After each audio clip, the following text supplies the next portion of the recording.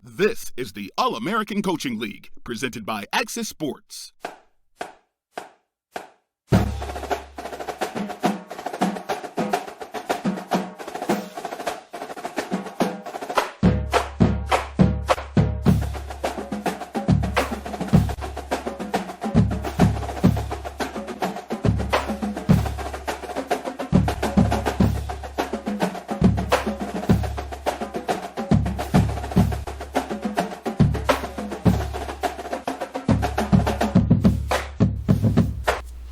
Hey, what's up, party people of the All-American Coaching League? This is Dave Axis. What's going on? What's cracking this Monday night? What's happening? I see peeps already in the house, ready to watch some college football. We're going to pick things up.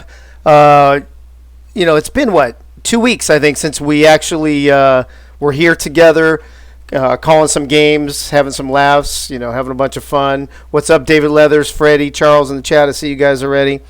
It's been a couple weeks, so we got to get back on track. We are now going to be on regular schedule, 3 games a night, Monday, Tuesday, Wednesday, Thursday night. That's the way it's going to be from here on out. So just be ready for that. Be prepared for that.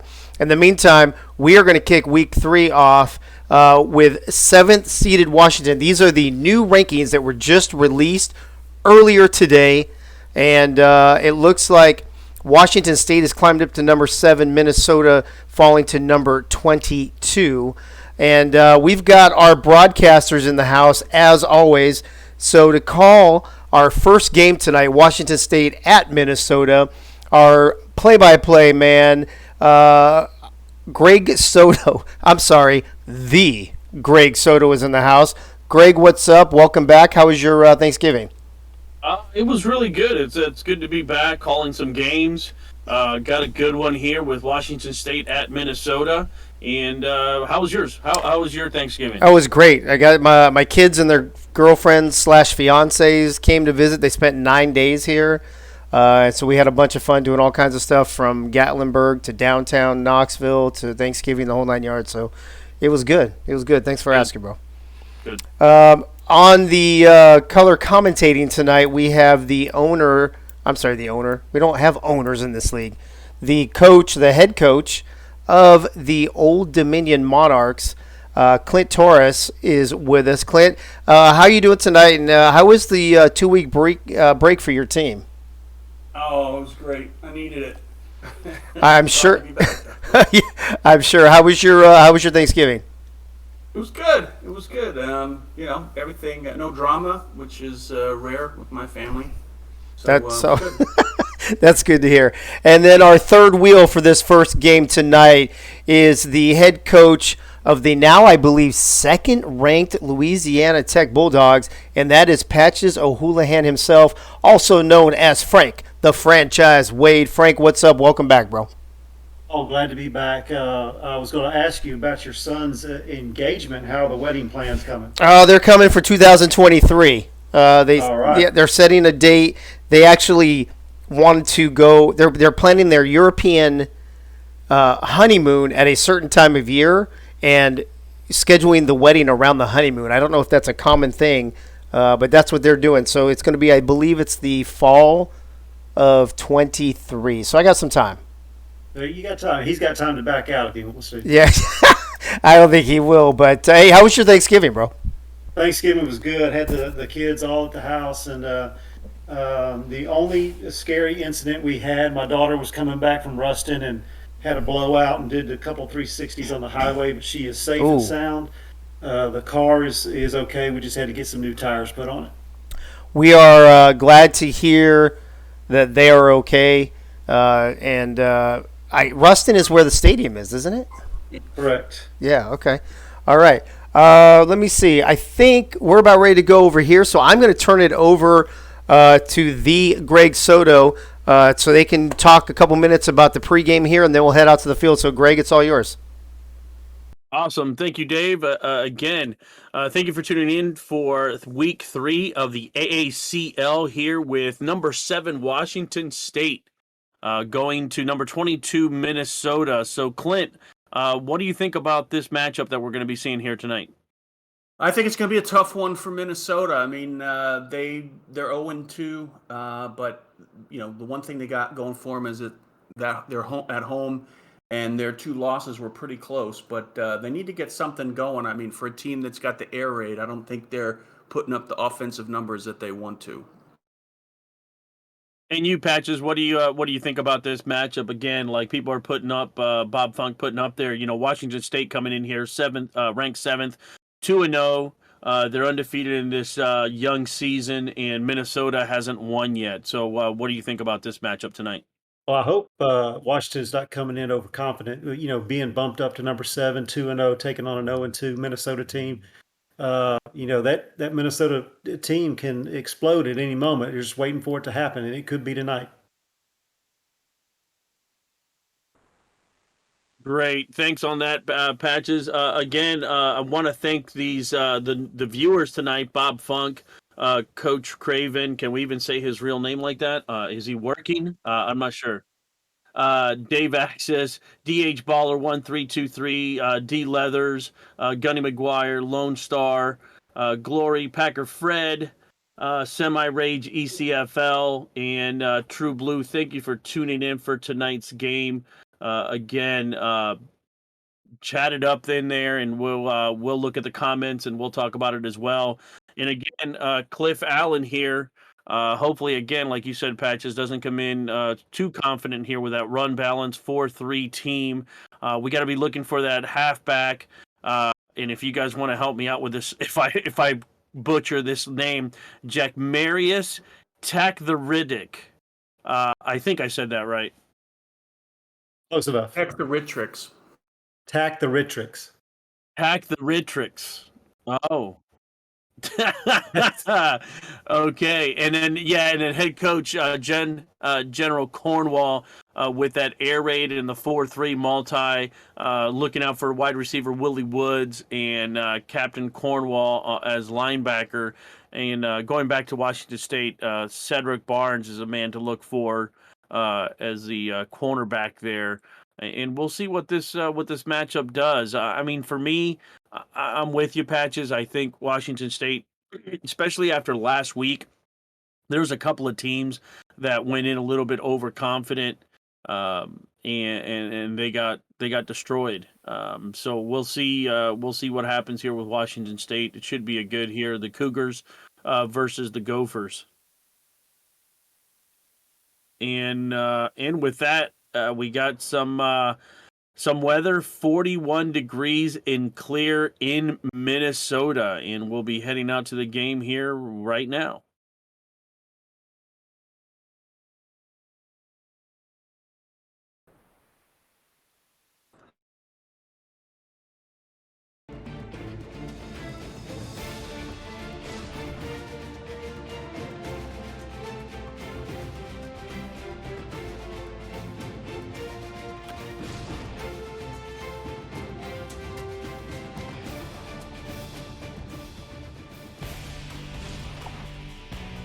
And again, thanks again to TCF Bank Stadium, where the Cougars, 7th-ranked Cougars, meet the 22nd-ranked Gophers here in Minnesota. Large crowd here, Clint.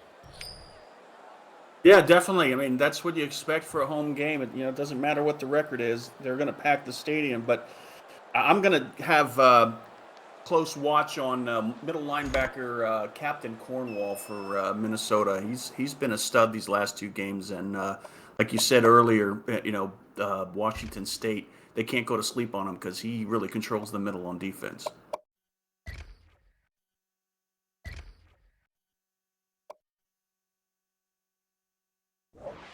Yeah, and after that coin flip, we'll see here, Patches. I think Minnesota might be getting, Minnesota will be getting the ball here. And tweener legs on the return here, number 22. That's a good return. That is 30 yards there.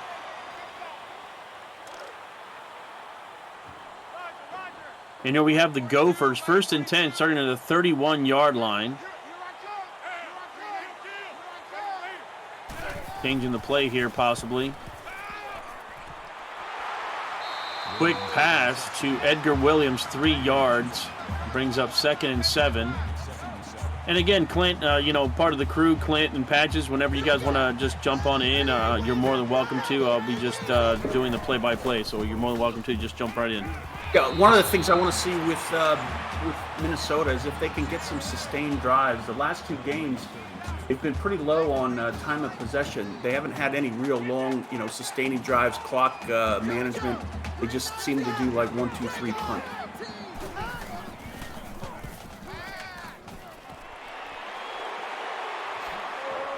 That's okay. And an interception right away. The Cougars, oh my goodness, by number 42, Kendall Robinson. Bad pass there into triple coverage. Wow, picked off by number 20. And the Cougars are showing why they're in the top 10 already in Gophers territory at the 43-yard line. What I was going to say there, Willie, was that the quarterback is leaving the ball in the air too long. A lot of air on his passes. I noticed on that first pass for that 3-yard gain, there was a lot of air on it, and then since if he's going to leave that up there, they're going to be able to pick that off. Yeah, and that was no gain on that first run, but now Warren Munn picks up 9 yards, brings up 3rd and 3 here with 4 minutes left to go here in the first quarter. And the Cougars driving down the field after that interception. We'll see here what their quarterback can do. Oh, he's trying to find some time, but got Len Dawson got tackled by Eric Benjamin, got sacked in the backfield. Good coverage down the field. He was looking for somebody, just didn't have time to release it. Sacked. Brings up a 4th and 8, and now that interception, Patches, goes for naught. Benjamin does a good job splitting the double team and getting in there and taking that 5-yard loss for Minnesota.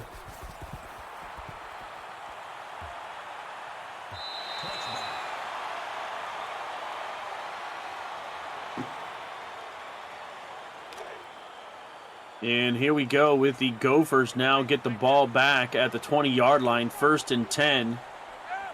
Let's see if they can secure the ball a little bit better here. Handoff to the running back, trying to find some room. Got about 5 yards there by Dog Holdorf. Brings up 2nd and 5 at the 25-yard line. And they are going 4 wide. Good catch there by Will Woods. 7-yard reception. First one of the game, 1st and 10. Amir Williams now, 3 for 4. Hopefully he can forget about that interception on the first drive. Ooh, very dangerous. Very close. Barely got by. It looked like that linebacker had a beat on that ball and just missed it. Yeah, Williams is definitely playing dangerous today. Was that Cornwall with the pick? Almost the pick there? Yes, I believe so. Nice pass to Will Woods, 2nd reception of the day. Already past midfield now, 1st and 10 for the Gophers at the 44-yard line of the Cougars.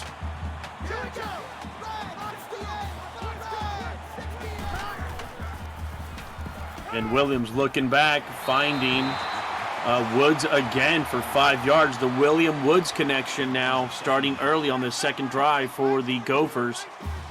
Moves the ball 2nd and 5 now at the 39-yard line for Minnesota. 5 men in the box. They need to run the ball if they got 5 men in the box. Oh, pass goes nowhere. Brings up a 3rd and 5. Good coverage there by the Cougars. And Clint, what do you think the Cougars got to do here on defense? The last 3rd down play, they ran the route right on the 3rd down marker, but they didn't do it there apparently. But I think their offense started getting a little hot, but a couple missed plays, a couple mistakes, and here they are punting. Yeah, and it looks like no confidence here for maybe the field goal kicker. I don't know. I might have tried it at home. I might have tried for that long field goal, but again, they go ahead and punt, get nowhere. Had a good drive there going until they got close to the red zone, but they give the ball away back now with a punt. Now the Cougars have it 1st and 10 at the 20-yard line. Only one rushing play for the Gophers. And that is a tough 1 yard there to get for Jack Marius. Yeah, so far he hasn't broken out a long run. I think they'll keep feeding him, though. Oh, a nice pass there. 10 yards for Munn. Good pass there by Dawson. Brings up 1st and 10. Dawson now 2 for 2 for 19 yards only at the 32-yard line. 1st and 10 for the Cougars.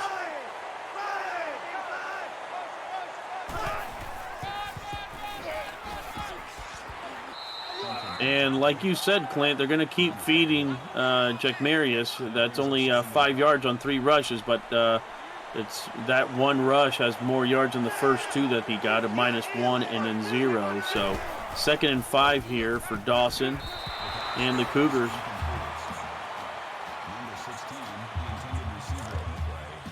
Jack Marius with 200 yards rushing last week is starting off slow there. Yeah, he sure is, Patches. And this will bring up a 3rd and 5. We'll see. Dawson looking, has plenty of time. Oh, my goodness. You can make a ham sandwich back He's there. going to run for the 1st down. Oh, nice. Finally, wide receiver Holland comes back for the 15-yard gain. That'll be his first catch of the game. 15 yards, and that'll bring him just past midfield at the 49-yard line of the Gophers. 1st and 10 Cougars. Yeah, on that last play, the defensive lineman, one of the linemen had to break that block coverage. It's just, I think the defensive line coach is probably going to scream at him when they get to the sideline. Oh, and that pass goes nowhere for Not even close. Dawson. Brings up a 3rd and 6. Again, both of these offenses look like they first couple of plays on each drive, they look good, but then they stall out. There's a Good pass there. Good pass there for Turner. 18 yards, 1st and 10 at the 32-yard line. Is that the burner Turner? Not sure about that. Pass right up the middle to number 84, Greg Turner again. 1st and goal. Cougars threatening here on the Gophers. Deshaun finding some open guys here. Here we go, right up the middle. Wow. There it is, 10 yards. By Fruin. Ben Fruin with the TD there, and the Cougars go up. Barring the extra point, they'll go up 7-0 here with just 50 seconds left in the first quarter. That was an impressive drive. Like you said, they started out a little slow, but they really looked like they started firing all cylinders on that drive. Yep, and that extra point is good. And number 7, Washington State go up on Minnesota 7-0.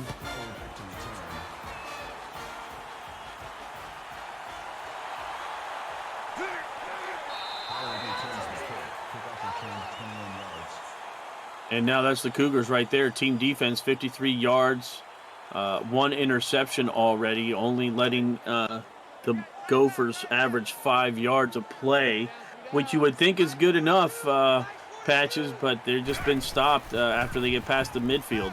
They've got to be more balanced. I know it's an air raid offense, but they've got to incorporate the run more. Well, they ran for 197 last week, so they do show the ability to run. It's just like they're not giving them the opportunity in this game. And Derek Cook with his first catch, 7 yards, brings up a 3rd and 3. Williams, 8-11 for 55 yards, 1 interception. Changing the play here, going 3 wide. 3rd and 3 at the 31-yard line. Ooh. Oh, nice pitch.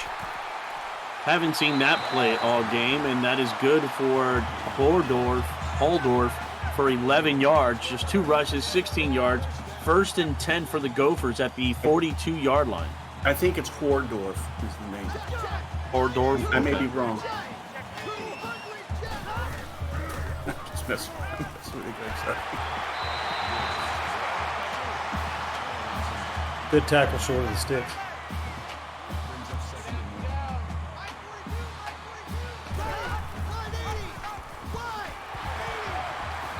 And tough run there by Holdorf. I can't get it right. It's just going to mess me up now. 3rd and 3 carries for 22 yards now for Holdorf. 1st and 10, just with 3 seconds left in the first quarter. Good pass there for Holdorf. 10 yards now. It looks like it is just going all to Holdorf there. And that'll bring an end to the first quarter with Washington State 7, Minnesota 0. You got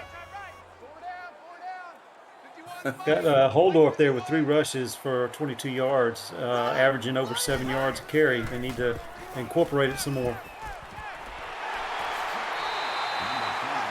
And good pass there for, like what people say in the chat room, Hodor. Both quarterbacks are getting all day back there in the pocket. It doesn't look like either defense is sending an extra man.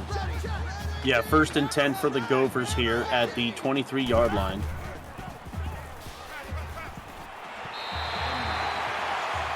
And Henry, I believe, with his first catch, 6 yards.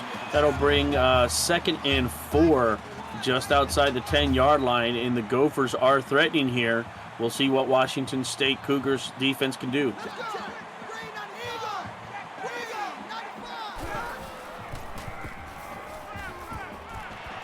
And Deshaun looking for Woods again, connecting with Woods. I believe he has 5 receptions, 47 yards, 9.5 yards per catch, going 5 wide here. 1st and goal for the Gophers. Quarterback keeper, just 1 yard there for Williams. 2nd and goal. Now they're only 3 wide. I think it's time to give it to your halfback. Quarterback keeper again by Williams. Now 2 yards. 3rd and goal at the 1 yard line. I would go heavy package here, but it looks not 5 wide. Holy crap. And Amir Williams cannot get the touchdown. 4th and goal. Are they going for it? Yes, they are. There you go. Wow. Roll the dice. There you go. There it is. Handoff to Moss, and the Gophers score.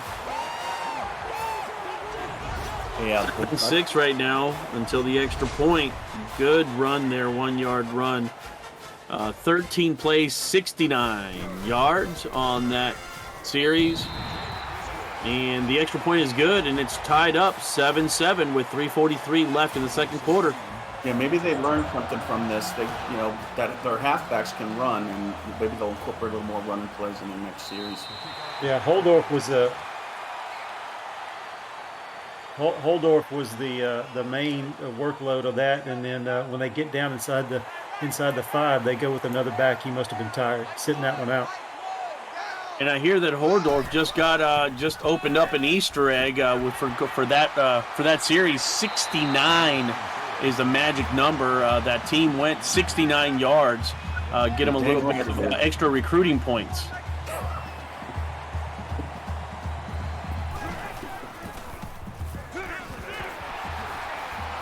Oh, and the running back just shoves people going down the sideline. Wow, what a run there by Tax the Rich.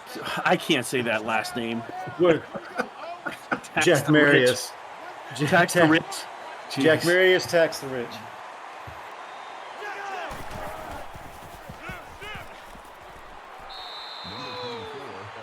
And Jack Marius, again, 7 rushes, 45 yards. Brings up 2nd and 2 just inside the 40-yard line. Go ahead, Clint. Well, plenty of time. Look at that. Oh, man, I thought he held on to that. Both of these quarterbacks, it's insane how much time they're getting. They got to send a blitzer in there to put some pressure on. And Calhoun there with the with the deflection. And here we go again. Cougars 3rd and 2nd. No pressure. 3rd and no 2. pressure. 12 Mississippi. And Holland with a reception for 10 yards. 1st and 10 at the 29-yard line here for the Cougars. Deshaun 6 for 9 for about 60 yards, it looks. A lot of time, like you were talking about, Clint. A lot of time. That's he silly. could just run it. It's good. So This is like every time. Again, 19 yards. This is like backyard football, you know, when you got 4-on-4 and somebody's always going to be open because nobody can get to the quarterback. First and goal for the Cougars. Tax the Rich, with 6 yards. Now 51 yards, 8 rushes. Second and goal here. And there is a flag, and that might be a false start. First penalty of the game. And that, I believe, is a false start on the center. Second and goal at the 8-yard line.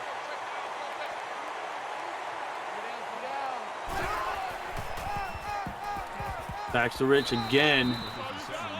5 yards, got that penalty right back. Third and goal here for the Cougars.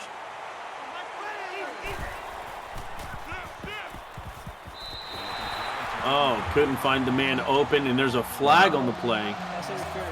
Pass interference. Yeah. Yep, pass interference on Schuler.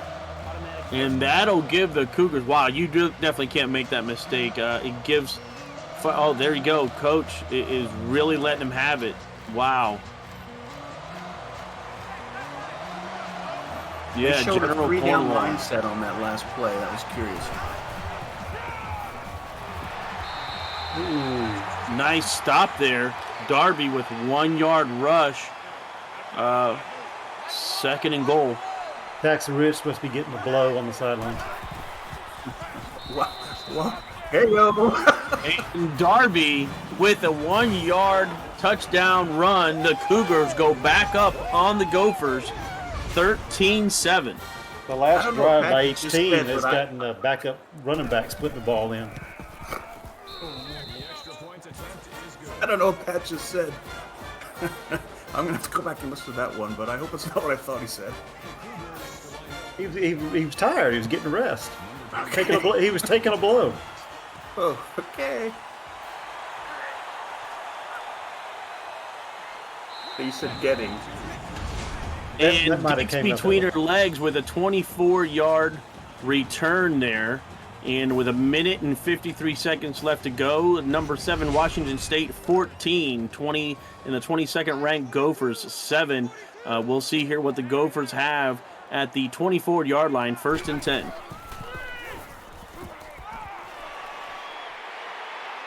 Short pass there to Hordorf for 5 yards. That'll be 14 out of 17 for Williams here for the Gophers. 2nd and 5, under 2 minutes. Good catch there, tiptoe for Henry. Yep. Yeah, they sent some extra blitzers in on that play, but the offensive line of Minnesota held tight. 3rd and inches. Oh, my. Barely got it. Oh, the dog barely got that first down. 1st and 10 for the Gophers. They need to go hurry up right here so they don't review this. Yep. Snap it. Yeah, snap it. I think it's going to stand. And Williams for Henry for just 3 yards. A minute and a half left in the game. 2nd and 7 at the 38-yard line.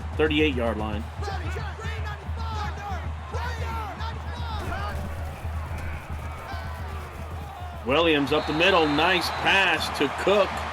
I believe that might be Cook's second reception of the game. 1st and 10, a minute 15 left. 17 of 20 for 126 yards for Williams at the 48-yard line. Minute 14 left, 2 timeouts. They got plenty of time. Another good pass for 11 yards to Henry. 1st and 10 now in Cougar territory from the 42-yard line. I tell you, that quarterback for Washington State, Dawson, can really gun the ball.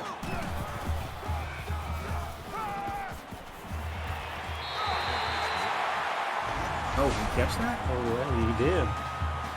Dang, that was a great accuracy right there on the sideline. Only place you can catch it. Williams with 158 yards passing in the first half. And now it's 1st and 10 at the 21-yard line with exactly a minute left to go.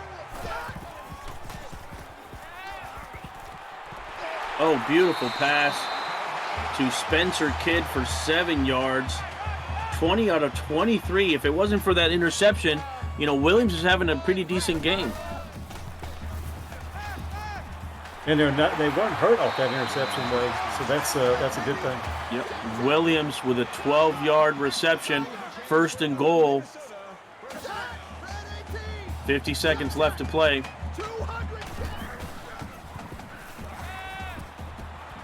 Oh, I thought he gave it.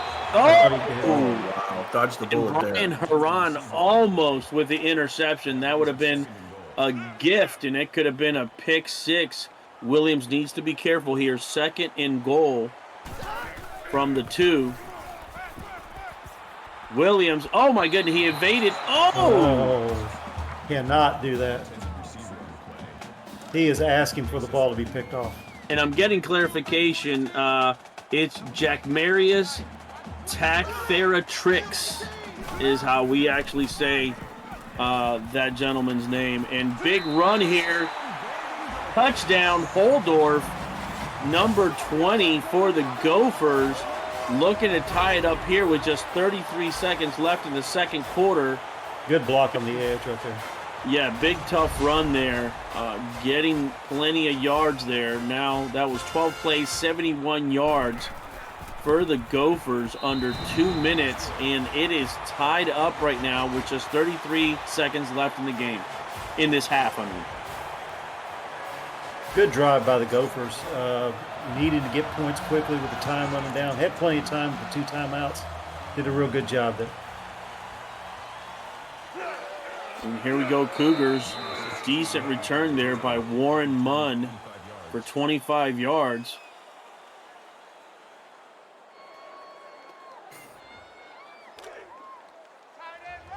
And Moon again with that good return here. And let's see what the Cougars can do, Patches, with 30 seconds left.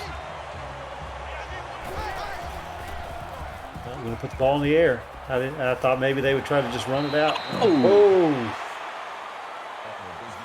Almost picked off there by number 22. Yeah, they might need to second guess this. Got some good penetration on play that calling one. here. If they can disrupt the play. Big run here. Stopping the clock. Good run there by Jack Marius.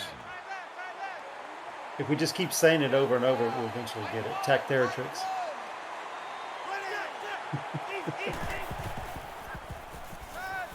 He said Tactheratrix was the play of the game last week, wasn't he? Yes, he was. And good catch there to the sideline, stopping the clock as well. 15 seconds, 1st and 10.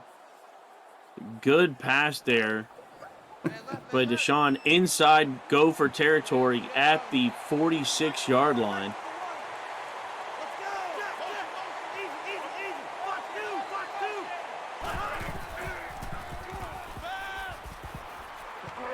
Going for it all right before the half. Oh! And Diggs between her legs could not get that. Maybe. Still got 8 seconds.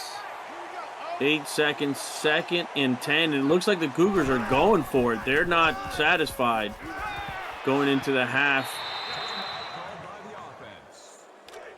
And Beezer there with the catch. Still 3 seconds left in the game. 3rd and 3. See if they're going to be passing, going for it all here. And they are. Oh! Pass deflected by Ascaric, I believe, and that'll bring an end to the first half. Washington State 14, Minnesota 14.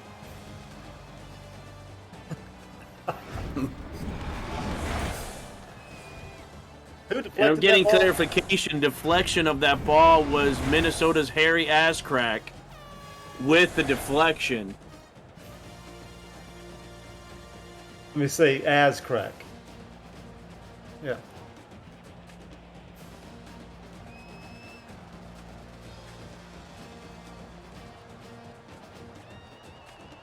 Yeah, a couple of good runs by JT.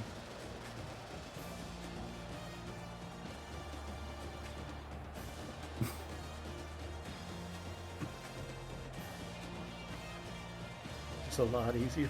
And here we go. Minnesota with 177 yards passing. Washington State 121 rushing. 77 for Washington State. Having the ball for 4 minutes and 28 seconds. And again, Minnesota just rushing only 30 yards. Having the ball a little bit more, about a minute more, but also has that turnover. Like you said, though, Patches, that turnover really didn't affect them that much because Washington State couldn't capitalize on it and had to punt. So here we are, tied up 14-14. And what do you think we're going to get here in the second half? Well, Minnesota had some things going when they went tempo. It kept their defense kept the Washington State defense on the field, and getting the little dink and dunk passes. Incorporated run just a little bit more. Need to do a little bit more than they were doing. So hopefully we can see a better drive out of them when they get the ball. And big return there by Moon, 40 yards on the return. And oh, what a sack there. Finally. Len Deshaun Oliver close off. Oliver close off basically took Deshaun's close right off with that sack, losing 7 yards. A 2nd and 17 now for the Cougars. Again, we want to thank Bob Funk, Coach Craven, Commander Root, Dave Axis, D. Leathers, Doug Britton. Big pass there, 3 yards, 3rd and 14 to carry. Again, Adelina, goals official, Gunny McGuire, Kazips 06, Lone Star, big pass there by Deshaun, and Deshaun could not have his wide receiver make that catch. And now it's 4th and 14, and they have to punt that away. Lone Star, thank you for tuning in. Packer Fred, again, thank you guys for tuning in to the AACL Week 3. Digs between her legs, short return there, 9 yards on that return, and now they start 1st and 10 at the 34-yard line. You got to take your hat off to Minnesota. I mean, they're number 22, and they're hanging with number 7 in the league. Oh, and Williams sacked by Ars Bandit. Yep. Ars Bandit. Wow. Okay. Ars Bandit with the sack. Got all up in his arse. I thought it was Ars Pirate. Howard with a 13-yard reception, his first of the game for the Gophers. 3rd and 5 at the 39-yard line. Williams sitting at 190 passing yards, 22-27. Oh, and tough run there by Holdorf. 8 yards, 1st and 10. Dog with 6 rushes for and a tackle there by the Catholic Mango.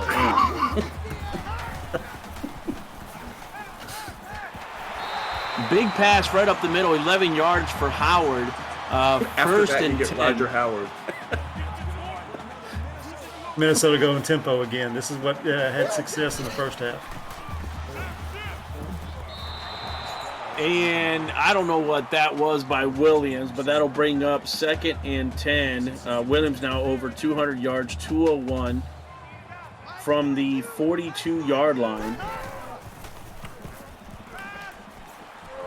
Williams under pressure again. Oh, finding somebody wide open. Oh, he's got touchdown. Spencer Kidd, 42 yards. Williams with so much pressure right in front of him, able to find Kidd down the sideline. Wow, standing in there in the pressure there, Patches. How do you get a guy wide open with 3 guys in the same area? That's a question for Clint. He's good with guys. Maybe it's a pick. Maybe they picked a couple guys off.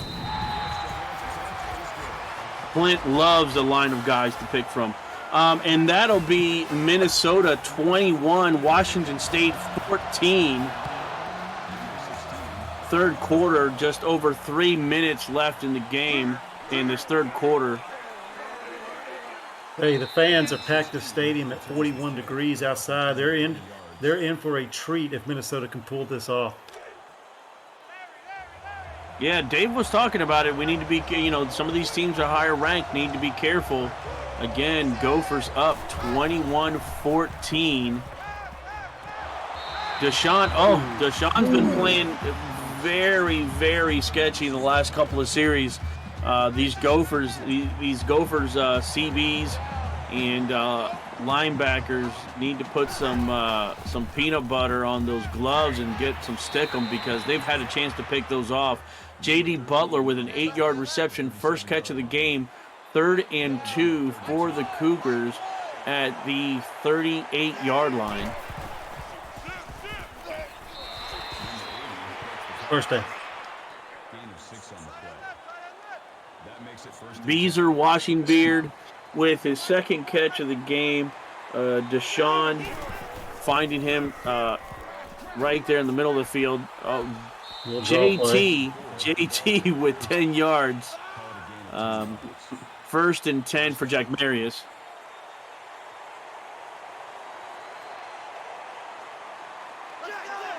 Oh, my God. Hey, breaking news out of real college football. The LSU Tigers have hired Brian Kelly away from Notre Dame.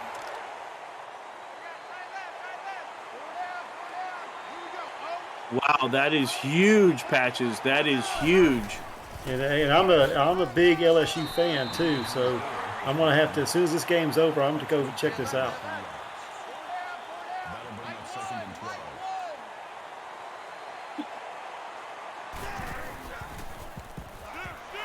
Second and 12 here for the Cougars.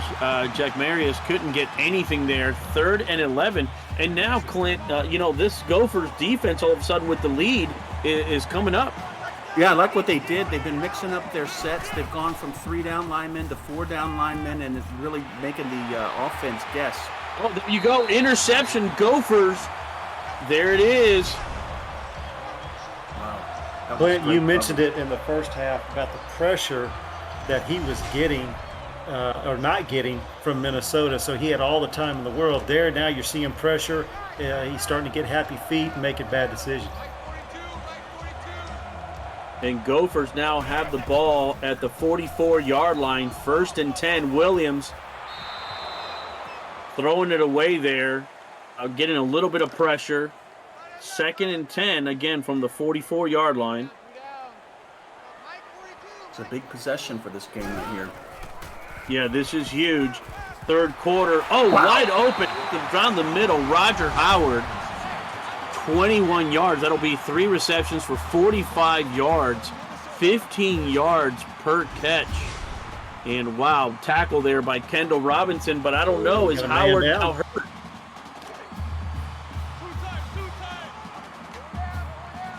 And we'll watch to see what the injury update is for Howard.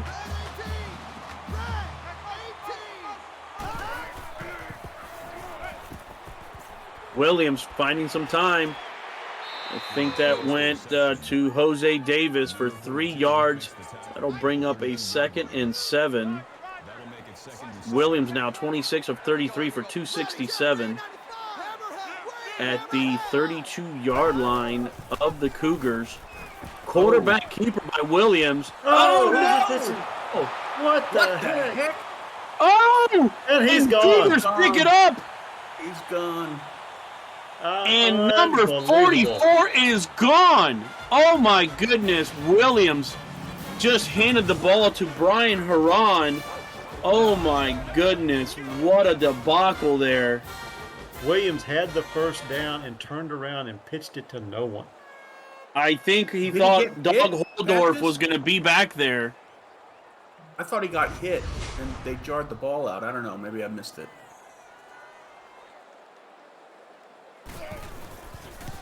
And Howard will be back. He looks like he has a bruised knee, and they're definitely going to need him. Now, number 7 defense showing up, 21-12 21, all tied up in the third quarter here, Patches. Unbelievable events that just happened there. Yeah, Holdorf was nailed doggy style right there, and he had nobody to pitch it to.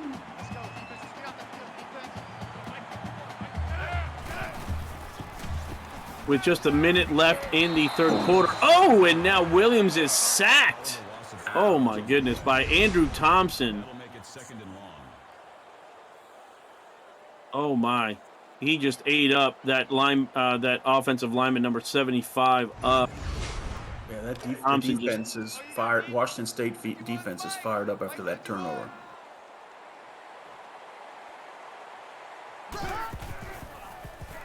And Williams, 2nd and 18. Oh, no. Just interception now. Interception. Oh, wow. Number 31 with the hops, getting right in front. You see how much air he puts on that ball? Yeah, that was a rainbow. Jeez. And now Cougars just outside the red zone here at the 21-yard line. Giving it to Jack Marius for 4 yards, 2nd and 6 with about 40 seconds left in the third quarter. Now they're in the red zone. Cougars have the ball. And Jack Marius pushing through, first down. Oh, no, I thought he's short. 3rd and inches with 93 yards, 15 carries. Captain Cornwall there with 5 tackles. Yeah, I thought he got it too. He got it that time. He definitely got it here. Yep, 3 yards there for Jack Marius. It's not looking good for Minnesota. In the last 2 games, they've only scored 3 points in the fourth quarter. Well, thank you for that, Clint. Yeah, that's not looking good if they've only been able to score just those points. 7 yards there for Jack Marius. Now past the century mark with 103 yards rushing. 2nd and goal here for the Cougars.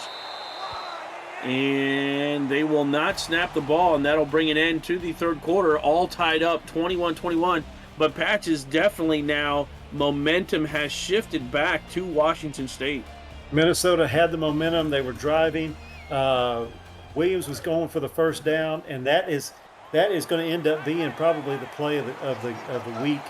That defensive touchdown right there, and it swung everything in favor of Washington.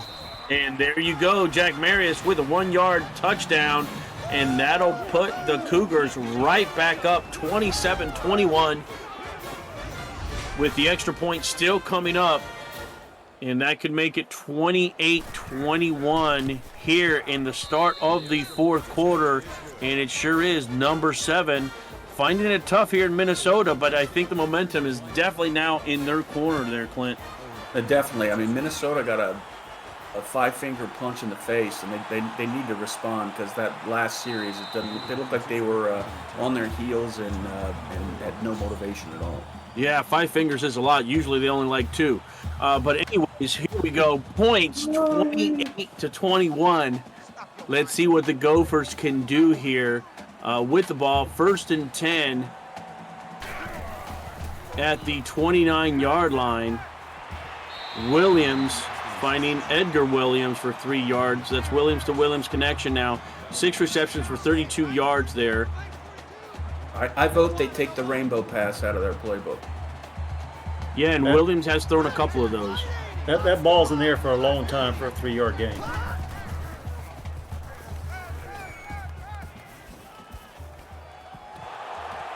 Go ahead, Charles. And Cliff, you were down. It looks like you were down 21-14 a few minutes ago. But now, as you can see, it's 28-21. 3rd and 7 here for the Gophers. And Williams can't find anybody, and he's sacked again for 8 yards by Ars Bandit. His 2nd of the game, number 69. He says, no, thank you. 69, no 68, and I'll owe you one. I'll give it all to you right now. 28-21, and now the Gophers have to punt with just over 4 minutes left to go, and the Cougars will get the ball at around midfield. Warren Moon with an 8-yard return now. 1st and 10, I think, around 46-yard line. 69 face planting Williams there as Washington State has all the momentum now on their side.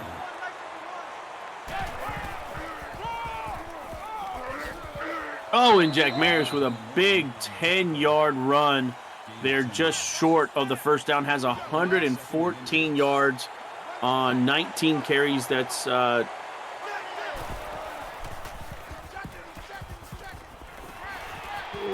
nice pass there.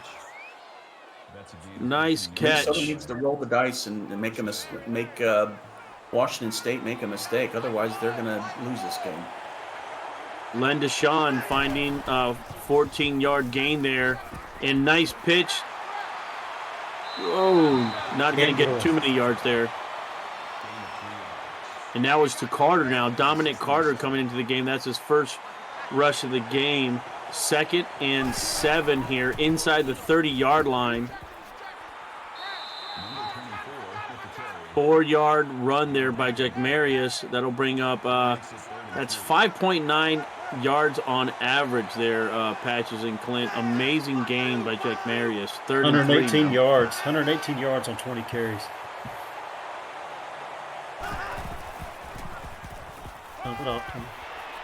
And Deshaun with a great pass to Jason Holland for 19 yards. Holland now 577 yards. 1st and goal.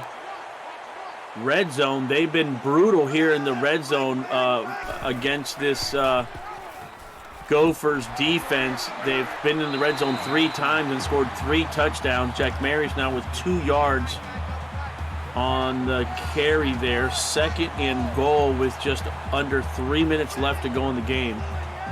Cougars could definitely ice this game, go up 2 touchdowns.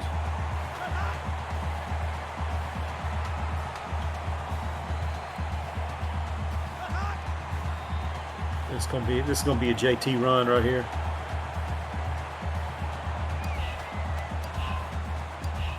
Just milking that clock, and let's see what the Cougars do here.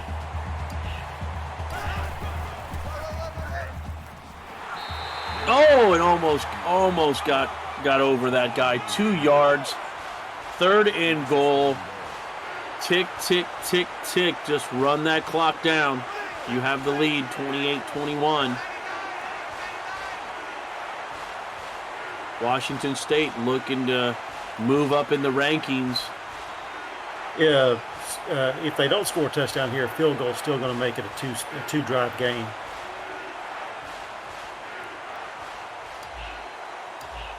That's why they can afford to let the clock run down, just hand the ball off. Yep, you never spoken any truer words there, Patches. Oh, and Jason Holland with a 1 yard, and there, you said it, you called it. Here you go, field goal. Run that clock down. They don't, Minnesota called a timeout. That'll stop the clock, but there you go. Washington State up 10, 31-21. Late in the game here in Minnesota. Let's see what the Gophers can do here. I don't know what took Minnesota so long to call a timeout. They had 3, and they wasted so much time off the clock. Yep, tweener legs for with a 21-yard return. 1st and 10 at the 26-yard line for the Gophers. They got a shot, but they got to score quick here and then get the onside kick. Williams passing to nowhere, getting pressure, had plenty of time, but that's great coverage down the field. That's 270 yards for him, even though that pass went to no one. Williams again, plenty of time down the field. Oh! And Romero with a deflection. 27 out of 38 now for Williams. 3rd and 10 for Minnesota.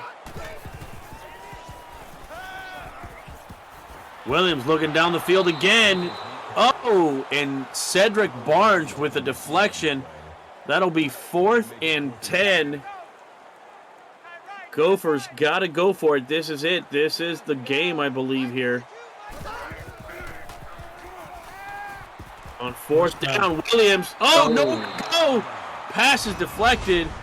Wow, what a defensive play there by 69 again for the Cougars, and now the Cougars have the ball 1st and 10 at the 26-yard line.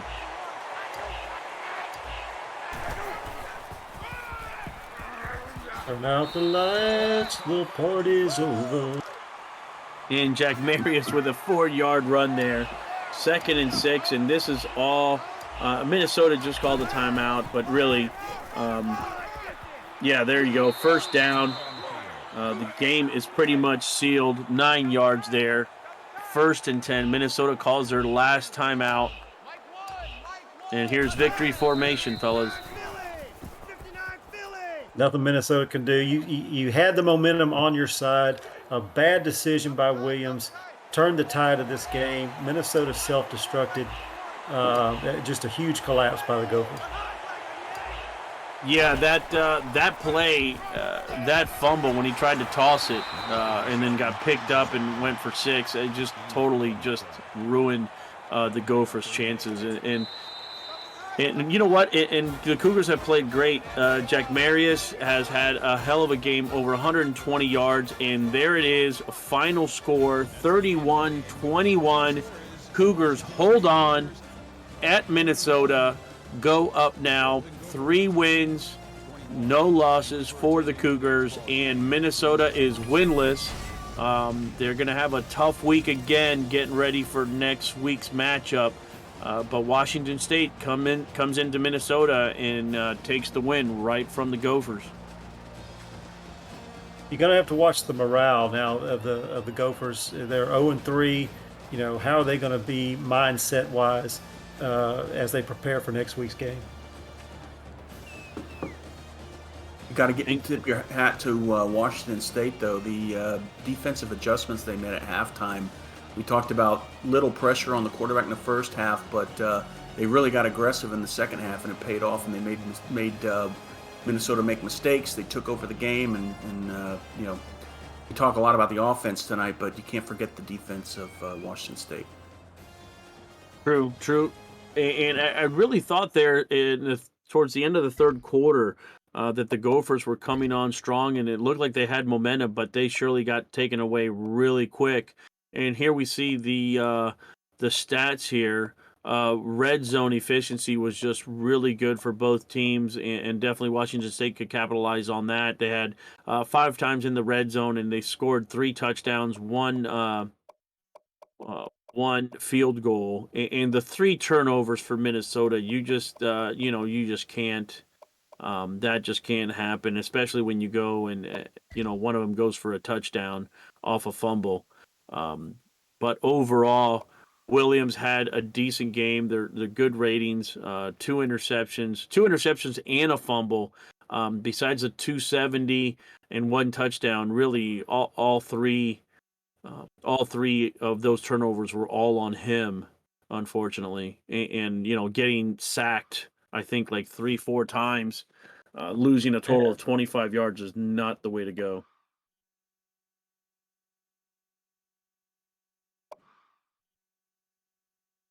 And there you go, to Minnesota not having 50 yards for a wide receiver at all. Williams did catch the ball 6 times, but just didn't even get past the 50 yards there. He did spread it around, though. Did you see how many receivers got the ball? Yeah, he sure did. Washington State did a good job of keeping everything underneath, keeping everything in front of them, and then making a play on the football after the catch. Yeah, Minnesota has some great names for their players. Too bad they didn't make great plays this game. It's the 3rd game in a row that Minnesota has yet to go double digits in time of possession. I don't know if that's in this league, if that's an indicator of whether or not you're going to win. But I said at the top of the game, you need to have some sustained drives, and they're just not holding on to the ball long enough.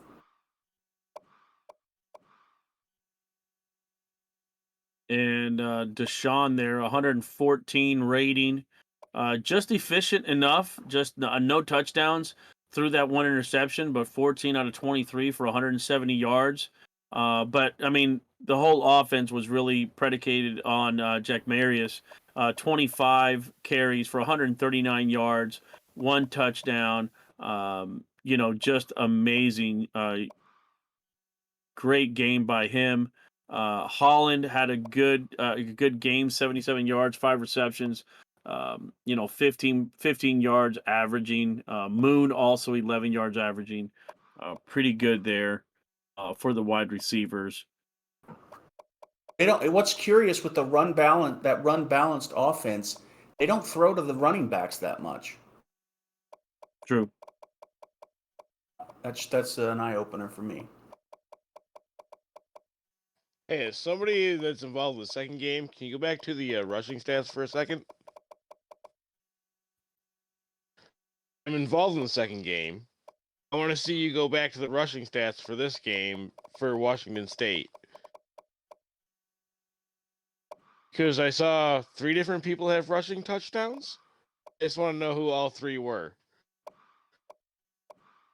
And everybody, that is Bob Funk, the Cincinnati head coach. Hey. Just jumping into the booth here saying hello. All right, Jack Marius, Darby, and okay, thank you. That's all I was wondering. So again, thank you all for tuning in for this game. Again, number 7, Washington State Cougars goes into number 22, Minnesota Gophers, and wins 31-21, handing the Gophers their 3rd straight loss, week 3. For myself, Greg Soto, Patches O'Houlihan, and Clint Torres joining me in the booth, and Bob Funk making a cameo. Thank you all for tuning in. As you can see, the post-game stats there, and we will keep this going. How many more games do we have tonight, guys? 2 more games. All right, fantastic. And post-game stats here, we see the first down. Washington State definitely taking that 15-14. Rushing, amazing difference there in the rushing, 141-10. And that again has to do with all the sacks patches that Williams took. Yes, they like Clint was talking about needing to get the pressure on them. They finally started getting pressure on them, and once they started doing that, he started making the bad decisions, having the happy feet, and not setting in his throws. And you see here the players of the game, Clint. Really not too much to say on the offense there for Minnesota, but definitely Jack Marius, 25 carries, 139 yards with a touchdown. And Kendall Robinson, the strong safety there, 6 tackles and that interception. Would have been good. Probably a third person there for the defense. I forgot what the name of the kid was that picked up the fumble and went for a touchdown. He would be also. I think it was Arts Pirate. It was Haran. Oh, sorry. Haran, yeah, good on him as well, along with Kendall Robinson there.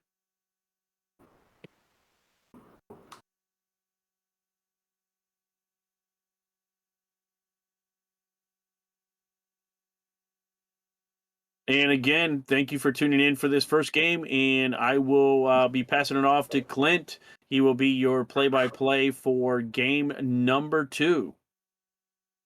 All right. Good evening, folks. I'm excited to be here. First of all, I want to thank Dave for putting all the time into this league with all the 30 leagues he's running. Appreciate the work he's doing.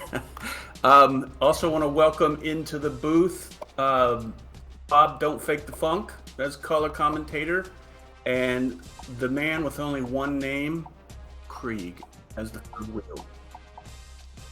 Yeah. That's like the wrestler Krieg. Good evening, guys. How you doing? I'm doing good. How are you?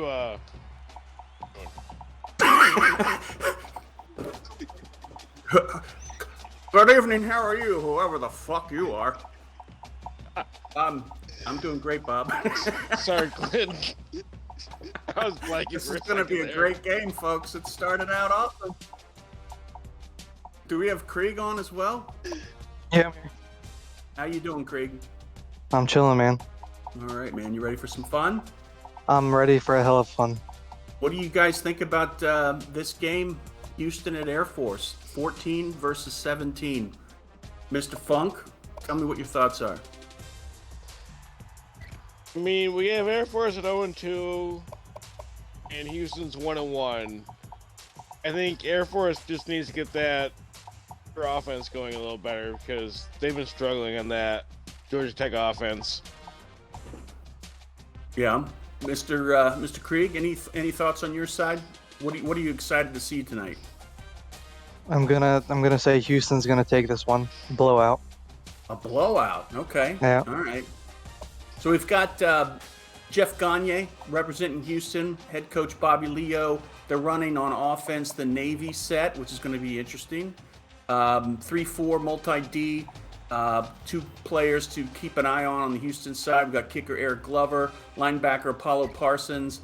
On the Air Force side, we've got Brian Craven at the helm, head coach Earl Craven. They're running the Georgia Tech offense with a 4-2-5-D. Keep an eye on quarterback Kyle Peterson and Aaron Bernard.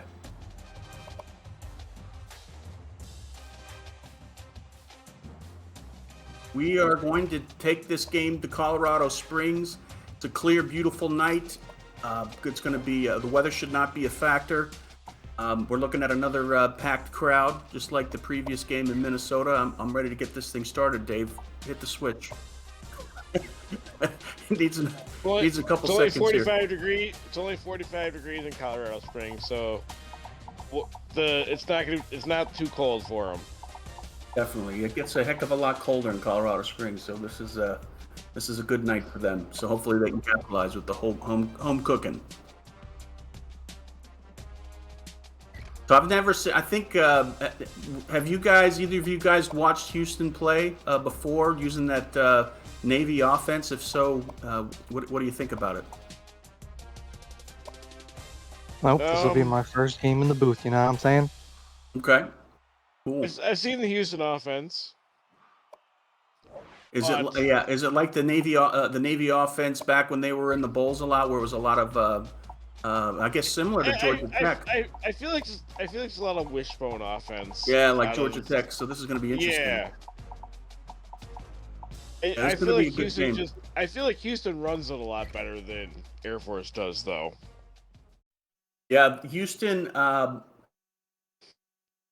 last game they ran 313 rushing yards. Excuse me, 223 versus San Diego State. And then when they played against Indiana State, they ran for 313 yards. So yeah, they're going to be running the ball a lot, putting up a lot of yards probably. And Air Force on the other side, their first game they ran for 116 and 200 last week. So both teams, they go over 100 every week in rushing, and a couple, 100 in the low hundreds for passing. So looks like, I think the key here on both defenses is stopping the run. So let's see what the 3-4 multi does against the Georgia Tech offense of Air Force, and what the 4-2-5 does against the option offense of Navy guys.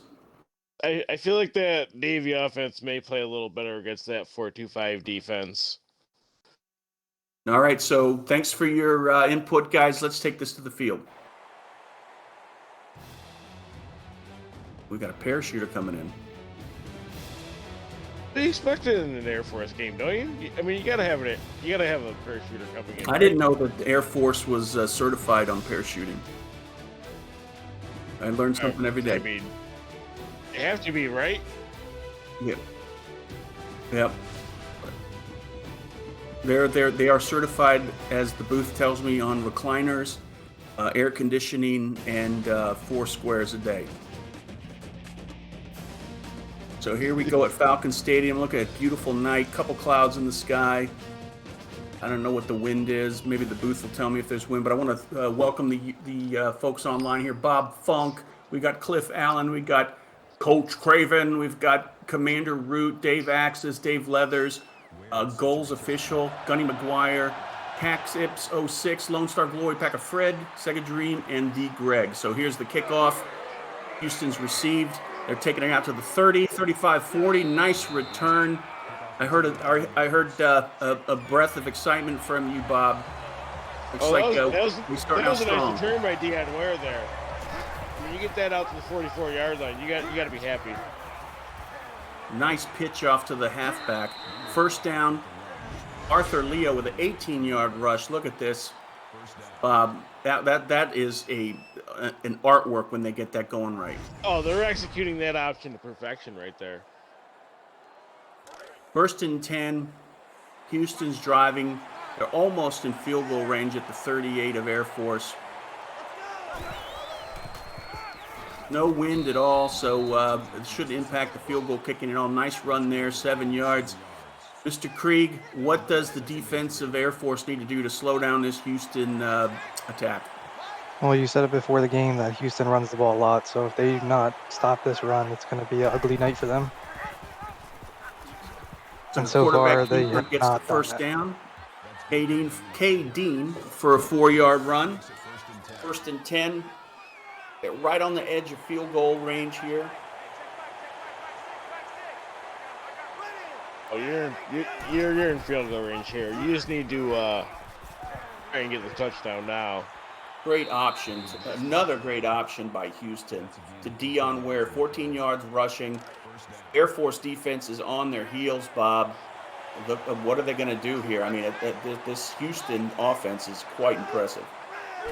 Air Force needs to start packing the box here. I mean, otherwise they're just going to get burned. I mean, you got to pack the box, you got to go man-to-man and cover all the pitch guys. Otherwise, you're done. Arthur Leo with the 6-yard run here. 2nd and 4. They're knocking at the door here for a touchdown. It looks like the quarterback had a keeper, got a hit in the backfield He's for a hurt. loss, and he may be hurt.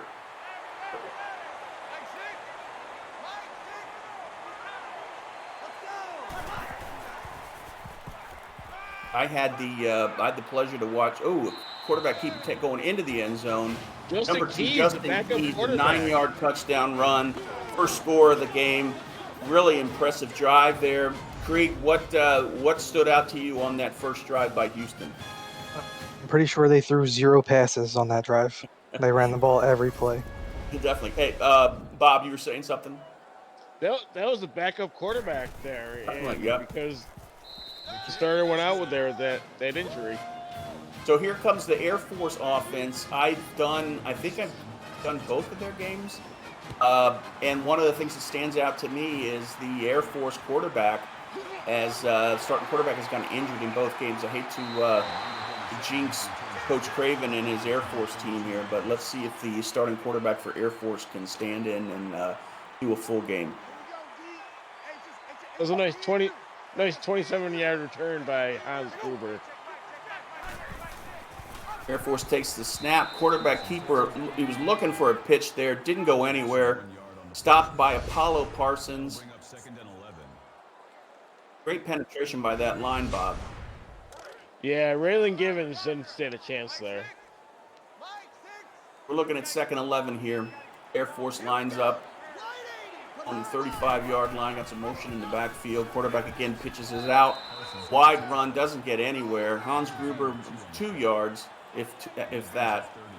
Looks like they're going hurry up. 3rd and 10. Big down here for Air Force. They got to keep up with that Houston offense. Goes back for a pass, the first pass of the game, and it's intercepted by Houston. First turnover of the game. Yeah, Bob, walk me through this play. That's definitely not what Air Force needed right there. Yeah, definitely not. I mean, You can't have your first pass of the game be intercepted. That's not going to work. Yeah, definitely. Out comes Houston. They're on fire. Air Force is on their heels. First down and 10 at the 40-yard line of Houston. Motion in the backfield. Quarterback keeper. Looks like he may pitch it out. Last second pitch out to the running back. I mean, they are just running this to perfection, Krieg. Yeah, like I said before, they still have not passed the ball. 2nd and 2. Motion again in the backfield. Quarterback is trying to dump it off there. Got some penetration on the line there by Joe Douglas. The starting quarterback for Houston looks like he's back on the field. That's good to hear. 3rd and 2. Air Force has got to dig their heels in here and stop them. Snap, a run out. Looks like the wing back takes it for a first down. I think that's an 8-yard rush there by Dion Ware.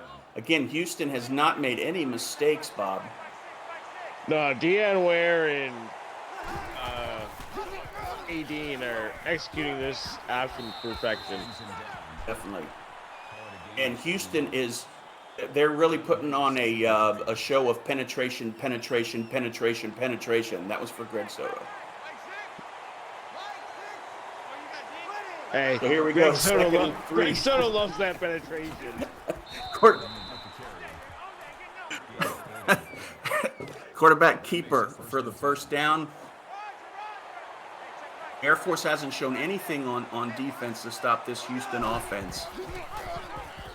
Quarterback keeper again. He's keeping the ball. 8-yard run by K. Dean. 2nd and 2. Bob, I mean, it's again. If this Air Force team wants to win this game, they really need to start packing this box and trying to stop the penetration that's going on. That was incredible. Quarterback Wow. held on to the absolute last second, pitched it off to Dion Ware for a 12-yard gain. It's 42 yards all day. They are in striking distance again on the 10-yard line. They're lining up here. 35 seconds left in the first quarter. 1st and 10. Run up the middle. And they're having their way on the ground here. 6-yard rush by Greg McConnell, his first rush of the night. 2nd and 4. Krieg, I mean, the Air Force defense is on their heels. Houston is running at will. Bob's saying pack the box here. Do you agree? I do definitely agree. They're going to get another touchdown right here if they don't. They're making it look easy. I mean, Houston is just pounding it in there. They're just pounding it in there every down.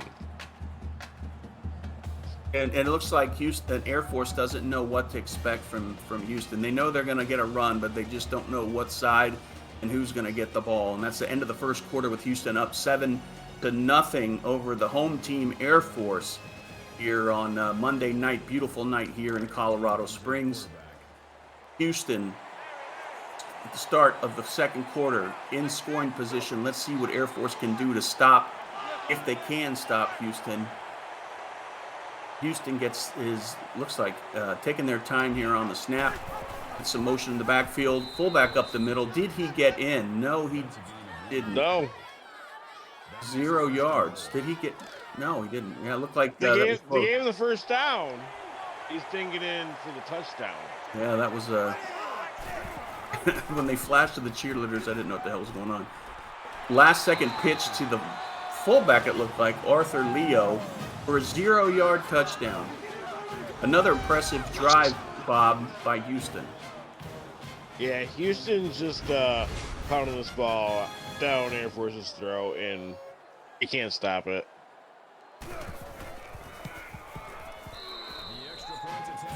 They are up. Houston is up 14-0, but in this league, you know, all bets are off. I mean, we've seen teams come back from bigger deficits, and Air Force is still in this game. So Air Force takes the ball in the end zone, takes it out past the 20 to the 27-yard line. Air Force has got to get something going, Krieg. Yeah, they have one pass, went through with an interception, and then the 2 runs pretty much went nowhere, so they had to do something here. Yeah, we've seen comebacks from 14-0. I don't know we're gonna see it from this Air Nice Force run by the Air Force quarterback, Ryland Givens, 19-yard rush. That's what they need to get some momentum going for the Air Force offense. But they're going hurry up, 1st and 10 on the 45.5-yard line. Quarterback goes to pass. Wow, almost they dodged the bullet there, Bob. Yeah, Raylan Givens is very lucky that pass wasn't going the other way, like his first one. 2nd and 10. Air Force back to pass again. Going deep, wide open. They're at the 12-yard line. Dixie Normus with a 41-yard reception. Bob, how do you feel about Dixie Normus? Hey, you gotta love Dixie Normus. I mean, come on now. Air Force pitched off last second, goes in for the score. This is what Air Force needed to do. Walter Goggins with the touchdown, cutting the deficit down to 1 score. This is what they needed to do, Craig. They answered up, impressive drive, and they passed. What really killed Houston is that missed interception that they had a chance at, and they paid the price. And definitely need to capitalize on those. Extra point is up and good. Houston up 14 to 7 over Air Force. Crowder has got a broken finger. It looks like he'll return soon. Houston gets the kick. And they are returning past the 20 to the 22-yard line. 19-yard return by Bennett Stewart. Out comes Houston again. Let's see if they can keep that efficient, near perfect offense going, Bob. I just want to know, is Houston going to throw a pass this game? Wow, that's a power run there. Pitches off to the halfback at the last second, and the halfback just Dion Ware just blew up the defender. 123 total yards for Houston. I didn't get the second part. I think that was 74 for Air Force. 2nd and 3. Houston lines up. Quarterback keeper again. Holt gets the first down. K. Dean, a 6-yard rush. The Vegas is Vegas. What are the Vegas odds here on seeing a pass in the first half by Houston? I'm going to put the over-under at 2. All right. Another run by Houston. Another effective run. Tony Phillips with 14 yards. 2 rushes, 14 yards for the first down. 1st and 10. Houston is driving again at midfield. Air Force doesn't have an answer at all for their offense. Decent run there by Arthur Leo for 2 yards. Bob, I mean, this is we're seeing a lot of runs on both sides, but again, no passing from Houston, but they don't need to pass. They've been getting positive yards every time they run it. I mean, you don't, and I mean, that's what both these offenses are predicated on. It's all a run, an option run offense. Morris Murphy with the first reception for Houston of the day for 2 yards. 3rd and 6. Houston lines up here for 3rd and 6. Big third down for Air Force. Got to stop Houston on this one. They got some rush up the middle. Are they going to bring the quarterback down? Gets rid of it the last second. That's a heads-up move, Craig, by the quarterback of Houston. That's exactly what Air Force needed. Now they push the punt and they can tie this game up. Let's see Houston. I don't know why Houston went away from their running offense there. I mean, you have 2 straight passes when you haven't thrown a pass all game. Yeah, it wasn't effective at all, and Air Force needed that mistake by Houston. They get the ball back on the 20-yard line. 2 minutes and 36 seconds left. Plenty of time to put some points on the board. They're back in a pistol, it looks like. Another pass by Air Force. 6 yards by Dixie Normus with the reception. And they are going, hurry up, Bob. Oh, you got to get down the field here. I mean, you're deep in your territory. You got to keep moving down the field. Run up the middle by Goggins for the first down. Clock is ticking at 2 minutes. Well, actually, it stopped. 2 minutes and 18 seconds on the clock. Quarterback keeper up the middle. Not many negative runs by Air Force, to your point, Bob. When they're throwing it, that's the only time they make mistakes. It is. I mean, Braylon Gibbs needs to start working this option a little bit better, and Air Force has got a good offense if they can get this option going. Motion in the backfield. Quarterback keeper again. Another first down by Air Force. Moving the chains. 4 yards for Rylan Givens. 1 minute and 53 seconds left. Down.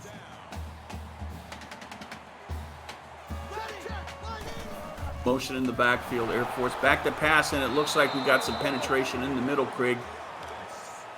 Yeah, that was a good stop there. Good sack there by Houston. 2nd and 15, 1 minute and 48 seconds left in the first half. Air Force back to pass.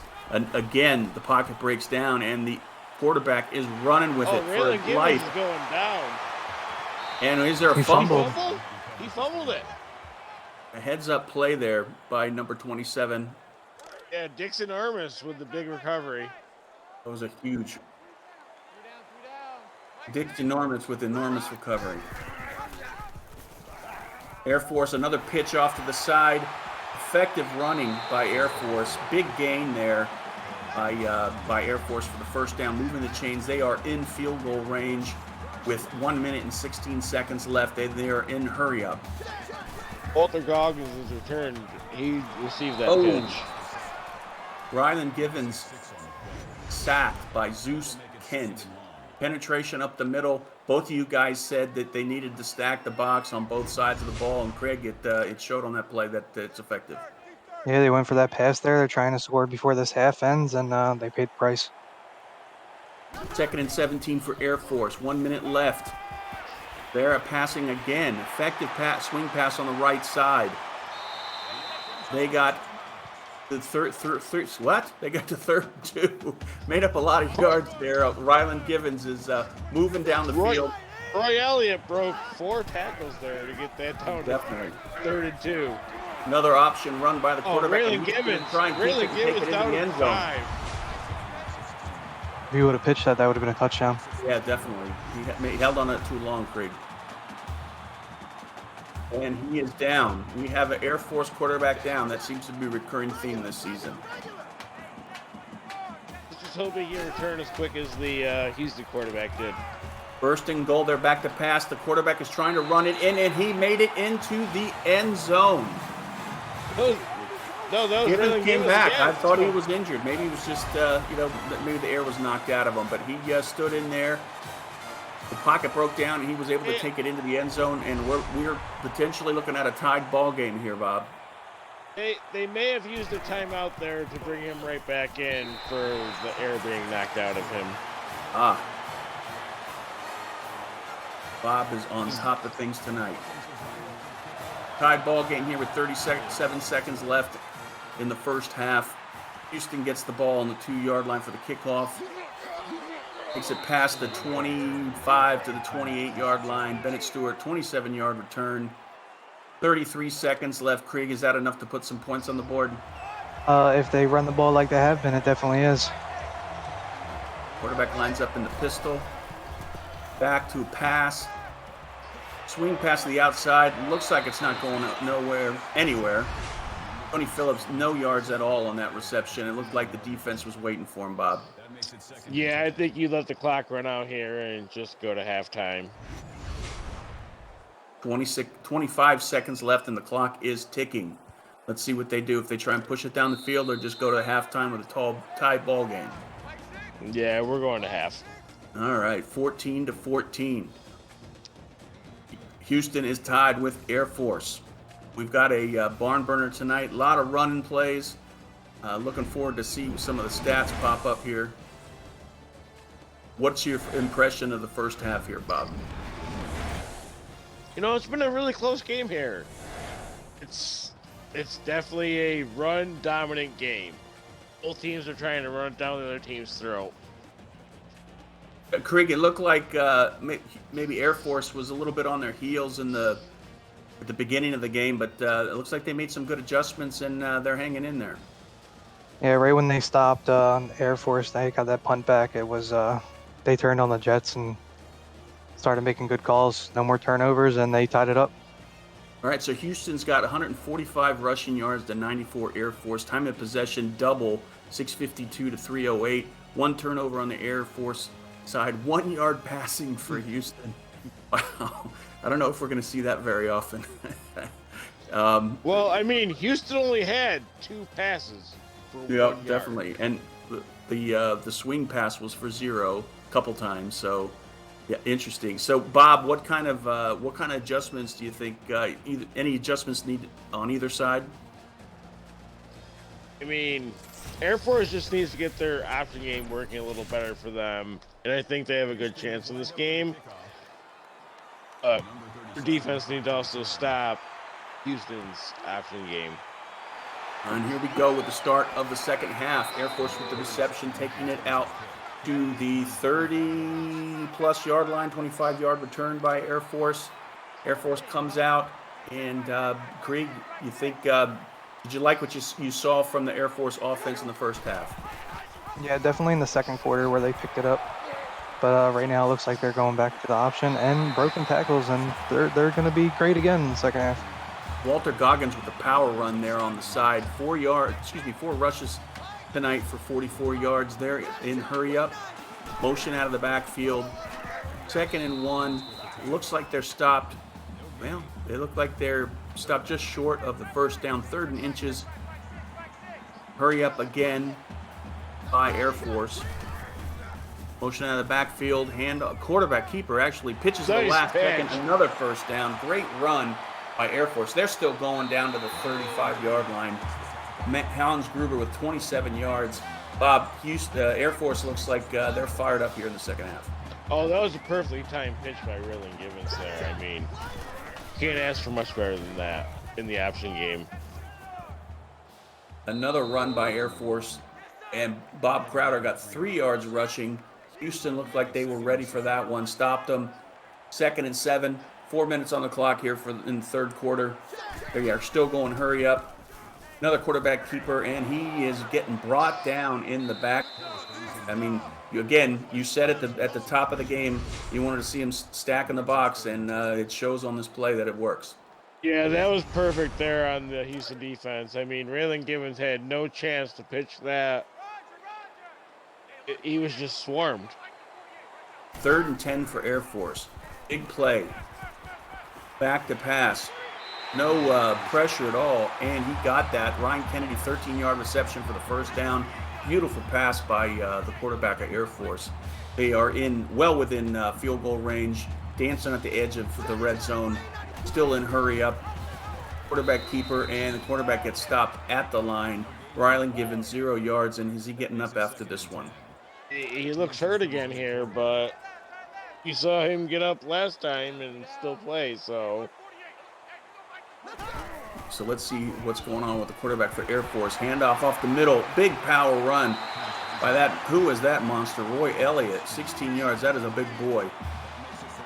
Yeah, 1 rush for 16 yards. I mean, he might be a backup. Run up the middle and scores Roy Elliott. 2nd run for 5 yards, and Air Force takes the lead at home. Impressive drive, Krieg. And what stood out to you? They actually make efficient passes now. Houston has not been efficient with their passes, and that might be the cost of them the game.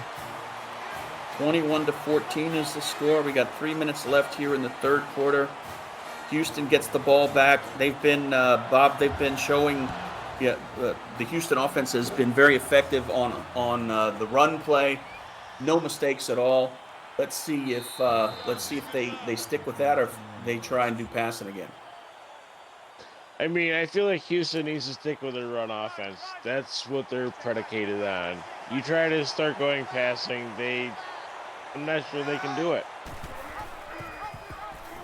Quarterback keeper. A nice run by the quarterback, McKay Dean, 14-yard rush. He may be a little rattled there too. No, he's good. He's good. He gets up, shakes it off, spits on the wound, and here we go, 1st and 10. Run up the middle. Doesn't look like they're going anywhere. Tony Phillips with a 3-yard rush. 2nd and 7. That run was all the offensive line with its push, because he didn't do anything. Run up the middle by Houston. Looks like they got the first down. Tony Phillips, 10-yard rush. Moving the chains. 27 yards all night for Phillips. 6.8-yard average. Boss Spearman with the tackle. That's his 5th of the night. Houston is answering up so far, moving the ball, running it well. Pitch off here to the halfback. Gets another positive gain. 4 yards by Arthur Leo. Here we are at 2nd and 6, Bob. Arthur Leo needs to break that tackle and get some more yards. I mean, his quarterback made a perfect pitch to him, and You gotta make somebody miss. Motion in the backfield. Quarterback keeper. Looked like he was trying to maybe pitch that the last second. Oh, he's still going. Well, No, 4-yard they're rush by gonna come KD. down. Thought he was still going there. It was looking like Kriege was ready to pitch that off at the last second, but the defensive Air Force went on to let that happen. Yeah, it was a good stop by the Air Force. Big third down run by Houston. 3rd and 2. They go 17 yards to Greg McConnell on the ground. Big run, move the chains. Houston is near perfect with that running offense. Let's just hope they don't start passing again. No, Houston can't afford to pass the ball. I mean, running is where their offense is. 1st and 10. 25-yard line. Pitch to the right, and he's still going. 6-yard run. 203 rushing yards all night. Deion Ware with 55 of those yards. Tackled by Nick Davis. That's his 5th of the night. 2nd and 4 here. Air Force is going to have to do something here on defense. Quarterback keeper for a 1st down. Move the chain. 6 yards for K. Dean. 1st down. And we have a player down by Houston.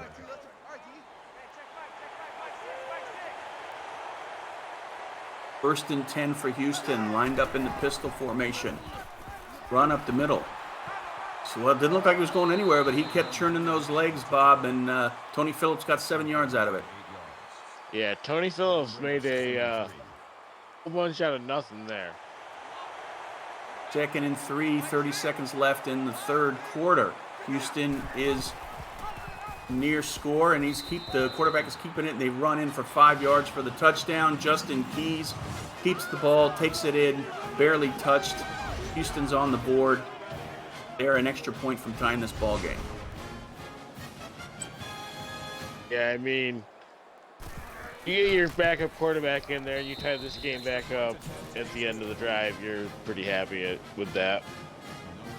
So as it stands now, Kriegel, it looks like whichever offense gets the ball last is gonna win the game.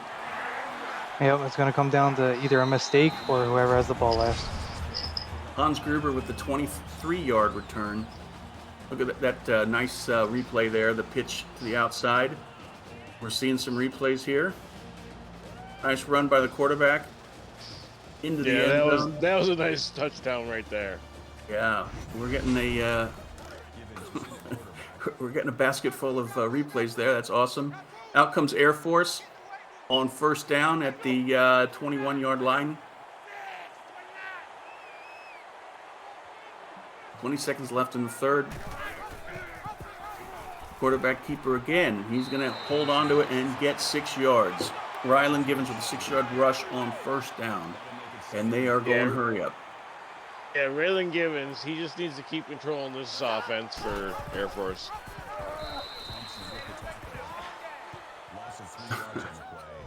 All right, so here we go. 1 second left in the 3rd quarter. 3rd and 6. Let's say hi to some of the folks here in chat. Cliff Allen, Coach Craven, Commander Root, Dave Axis, Dave Leathers, Goals official Gunny McGuire, Caxips, Lazy Bug, Lone Star Glory, Packer Fred, and Sega Dream. Broken collarbone for the Houston quarterback. Oh, that's a big loss for Houston. You can't lose K. Dean. K. Dean is out. Air Force, Brian Givens keeps it for 6 yards. 4th and inches, though. Houston stopped Air Force, and they are forced to punt.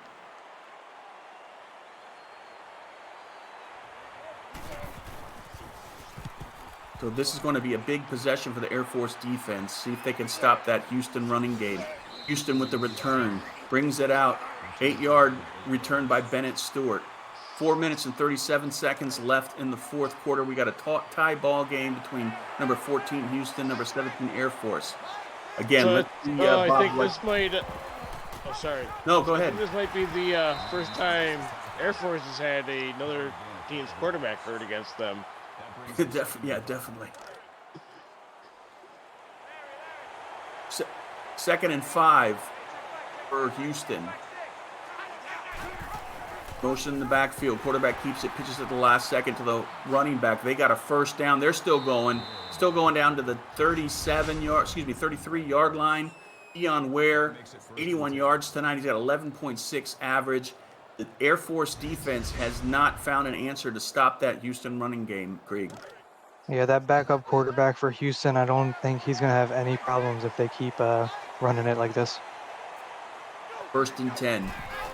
Houston threatening. Quarterback keeper pitches at the last second again, and the running back is still going. Manages to get 2 yards out of it. I don't know how Arthur Leo did that. He's got 39 yards tonight, 5.6 yards average. And Pussy Galore with the tackle. That's 5th of the evening. 2nd and 8, 3 minutes and 40 seconds left on the clock here in the 4th quarter. I feel like that's the first time we've said Pussy Galore tonight, though. I mean, You just wanted to say that again. I did. Joe Douglas with the tackle. That's one of the few negative runs for Houston tonight. It is 3rd and 10. Craig, this is a huge down here for the Air Force defense. I would hope they run the ball, but they might pass it and screw it up. Yep. Houston back to pass. Plenty of time. Throws it deep. And did he catch it? He caught it. Got a touchdown. He didn't screw it up. 34-yard touchdown. He didn't screw it up. He made me eat my words. And we've been Backup knocking the QB. Houston air attack all night, Bob, and they made us look like fools on that play. They did. I mean, you just got to wonder if that Houston backup quarterback has a different player build than the starter. Pass better, you know what I mean? Yeah, definitely. 28-21. Houston up by a touchdown. Air Force got the ball with 3 minutes and 15 seconds. They are returning it to the 32-yard line by Hans Gruber, 29-yard return. Let's look at some stats. 238 total yards of 287 to Houston. First down, 14 for Houston to 9 for Air Force. This is a huge possession for Air Force on offense. First down and 10. It is a huge possession for Air Force. Oh, and it's a fumble. Oh, We picked it up the last second. Tell me, what did you see here on this play, Bob? I felt like it was just a bad snap, and he had no chance. Second in light years for Air Force. 21 yards they got to get. Back to pass. Dumps it off down the middle. 3rd and 15. Walter Goggins with a 6-yard reception. This is a huge 3rd down, Krieg. 3rd and forever for this Air Force offense. I got 2 minutes. I got to do something. Might be 4-down territory. The pocket broke down. Had to dump it off to Boyd Crowder. 7 yards. 4th and 8. Houston held. Let's see if, it looks like they're going to punt. Wasn't sure if they're going to roll the dice here. 2 minutes and 33 seconds left. Houston gets the ball back. Houston is getting the ball back, Bob, and this is a team that is set to burn some time off the clock. I mean, Air Force still has all 3 timeouts, so, I mean, you hold them 3 and out, you still have a chance, but they get a first down, you're done. 2 minutes and 21 seconds left in the game. Houston with the ball. Like we said, Air Force has got to make something happen here on defense. 1st and 10. Air Force with the run right up the middle. No stopping at all. 10 yards for Tony Phillips. 2nd and inches for the Houston offense. Again, not many mistakes for their run offense there, Bob. No, this Houston run offense has been pretty dominant all night long. Swing pass out to the running back. It's a nice positive gain. Thought they were going to bring him down in the backfield, but Arthur Leo, 10-yard reception, is able to keep the play going and get the first down. We're approaching the 2-minute mark here. 1st and 10. Houston back to pass again. Craig, this is just about ball game. I don't know why they're passing the ball here. Yeah, definitely. I'm scratching my head on that one as well. They just stopped the clock for no reason. Exactly. You need to run the ball here every down and make them waste their timeouts and just win this game. Houston runs it up the middle for 7 yards by Tony Phillips. Air Force has no timeouts. 2 minutes and 3 seconds left. 3rd and 3. Air Force has got to come up with something big here. Throws it down the middle. Complete. Almost broke through. Kept going. Bennett Stewart with 13 yards. That was a huge play, Bob. Yeah, I mean, you can take 3 knees here and it's over, but Houston seems like they want to add on some points. Keeper by the Houston quarterback, Justin Keys, 7 yards. 2nd and 3. He's got 19 yards tonight, 4.8 yard average. This is at 51 seconds. I mean, it looks like, Krieg, it looks like Air Force is going to need a miracle here. Well, if they keep running the ball, they could get it. Nice tackle in the backfield by Joe Douglas, -3 for the Houston offense. One of the few negative runs for this offense, which has been pretty impressive tonight, Bob. I mean, Houston was dangerous in pulling a fumble that occurred earlier for a pick for a fumble 6. Game is over. Houston wins, coming into Air Force. We've got it was a tight game, but Houston pulled away in the second half. Calvin Harris, 5 tackles, 2 sacks. Air Force is, they lost, but they fought it out there. They made a couple mistakes, but 28-21 is the final. Houston wins. Air Force loses at home. Anything jump out to you, Bob? I mean, if you're playing Houston, you want to focus on the run. Your defense needs to go full run. If you're playing Houston, is what my focus is. Definitely, yeah. The Houston run offense tonight, Krieg, was near perfect. Yeah, they had barely any mistakes until the last minute of the game where it didn't matter anymore, and that's why they got tackled for loss both plays. But other than that, they did flawless. All right, so let's take a look at the stats tonight. 16 first downs for Houston to 9 for Air Force. Total offense was relatively close. 274 yards rushing for Houston. Incredible. 58 yards passing. Neither team broke 100, which is probably going to be one of the only times that happens in this season. 75% on third downs. That's incredible. Yeah, that's pretty impressive. You go 6 of 8 on third downs for 75%.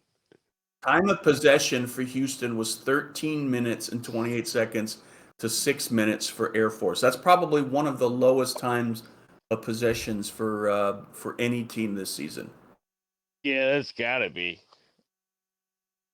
So Ryland Givens for Air Force, 6 of 8, 88 yards, 1 interception, 75% completion. He's got sacked 3 times. We had 2 quarterbacks, Keys and Dean. 57 yards for Keys. 1 yard for Dean. Dean is the starter that went 2 of 3 for 1. Yeah, but here on the rushing, Dean got 54 yards. Keys got 19, and the leading rusher was Ware for Houston. It's also the return man. If you're let's just say, Krieg, if you're a receiver, you probably don't want to commit to either of these teams. Nah, you stay far away from the 2 teams. Yeah, unless you really like blocking. Calvin Harris had 2 sacks. Yeah, the 6'5", I think he was a junior.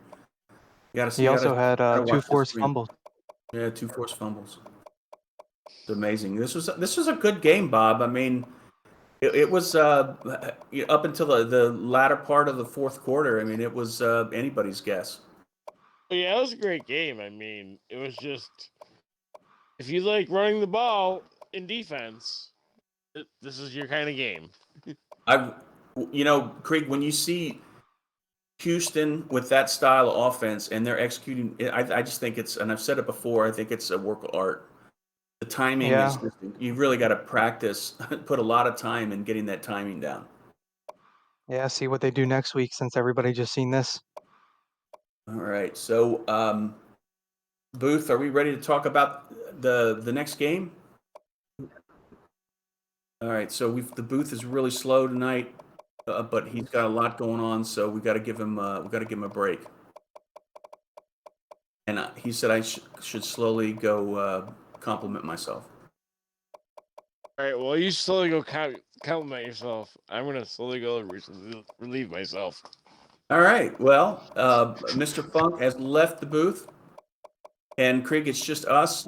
Any last thoughts on this game? Both teams did really well, and it's surprising that Houston actually won it off of a touchdown pass, not a touchdown run. Definitely, yeah. That was the booth. Say again, booth.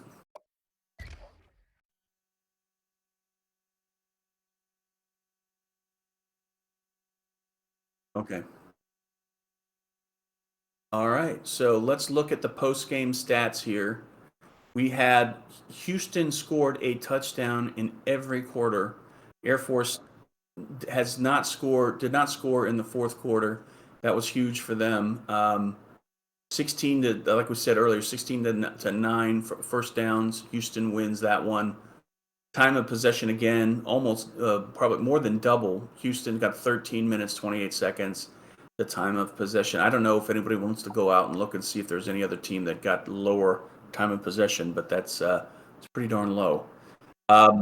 Players of the game. Player of the game for Houston is Justin Keys, a quarterback, 57 yards, 3 total touchdowns.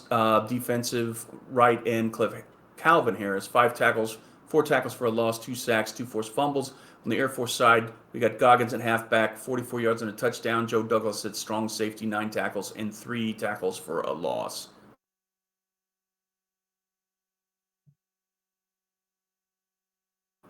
We have the next game tonight, all you AACL fans. We've got Georgia State coming into Central Michigan. Georgia State, number 4, going up against Central Michigan, number 20.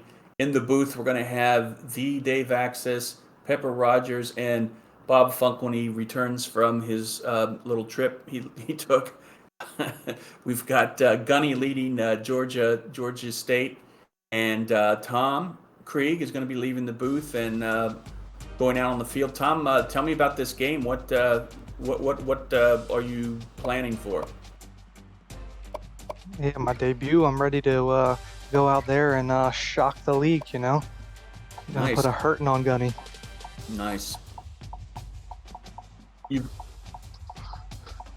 Yeah, for sure. Kick Gunny's ass, Krieg. That's the plans.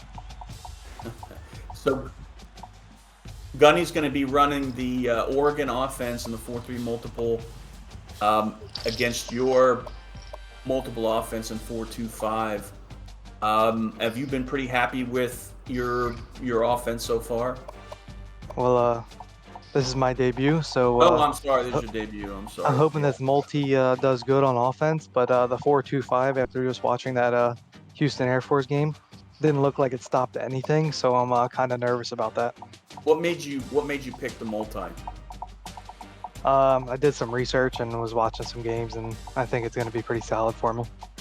Okay. Does that mean? Tell me about the. I don't know a lot about that one. I went. With, it has a bunch of different sets and schemes that I can run out of it and everything.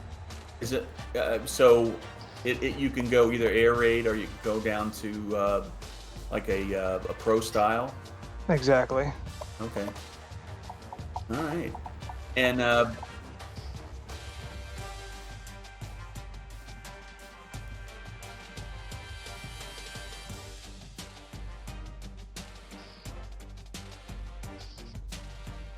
okay.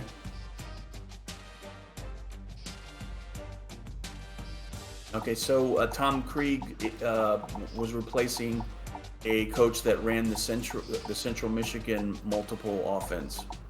So I guess it's similar to what the multiple is. Very similar, extremely similar, the booth tells me. Like you would barely see the difference.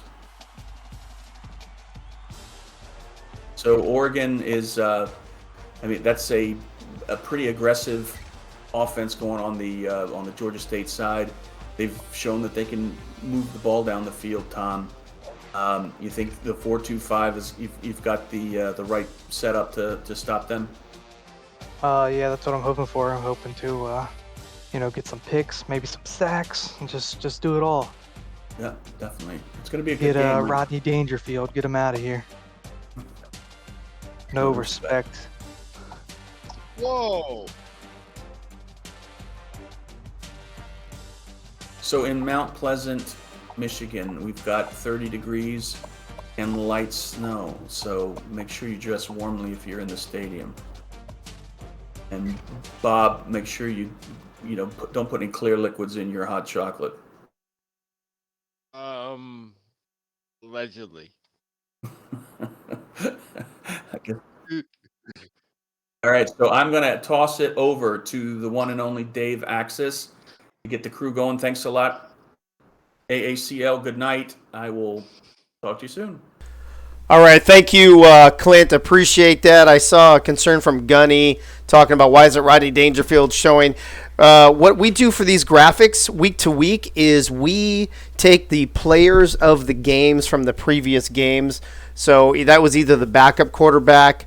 I think it was the backup quarterback for Georgia State, Gunny, because Rodney Dangerfield got hurt last game, and his stats moved him into player of the game status. But he is healthy and roaring to go against Central Michigan, who had a huge win last week with their interim coach, Dave Axis. We are just about to go down to the field, but before I do, who do I have in the booth with me tonight? I know I've got Bob Funk. Bob Funk, you my third wheel? Yeah. And Freddie, is it Freddie that's going to be my color commentator? Yeah, I'll be here with you, man. All right, perfect. Yeah, All right, well, welcome to the booth, guys. We're ready to go down to the field where it's going to be 30 degrees and light snow, and one of you has some really loud background noise. So let's go down to the field and check out the snow in Central Michigan. I think that's Freddie's voice. I turned it down. Is that better? Mm-hmm.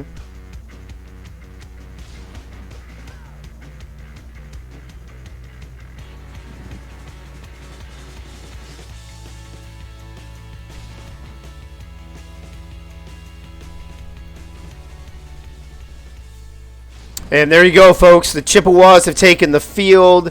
The Panthers have taken the field here at Kelly Short Stadium in Mount Pleasant, Michigan. As you can see, it's light snow. It's 30 degrees outside.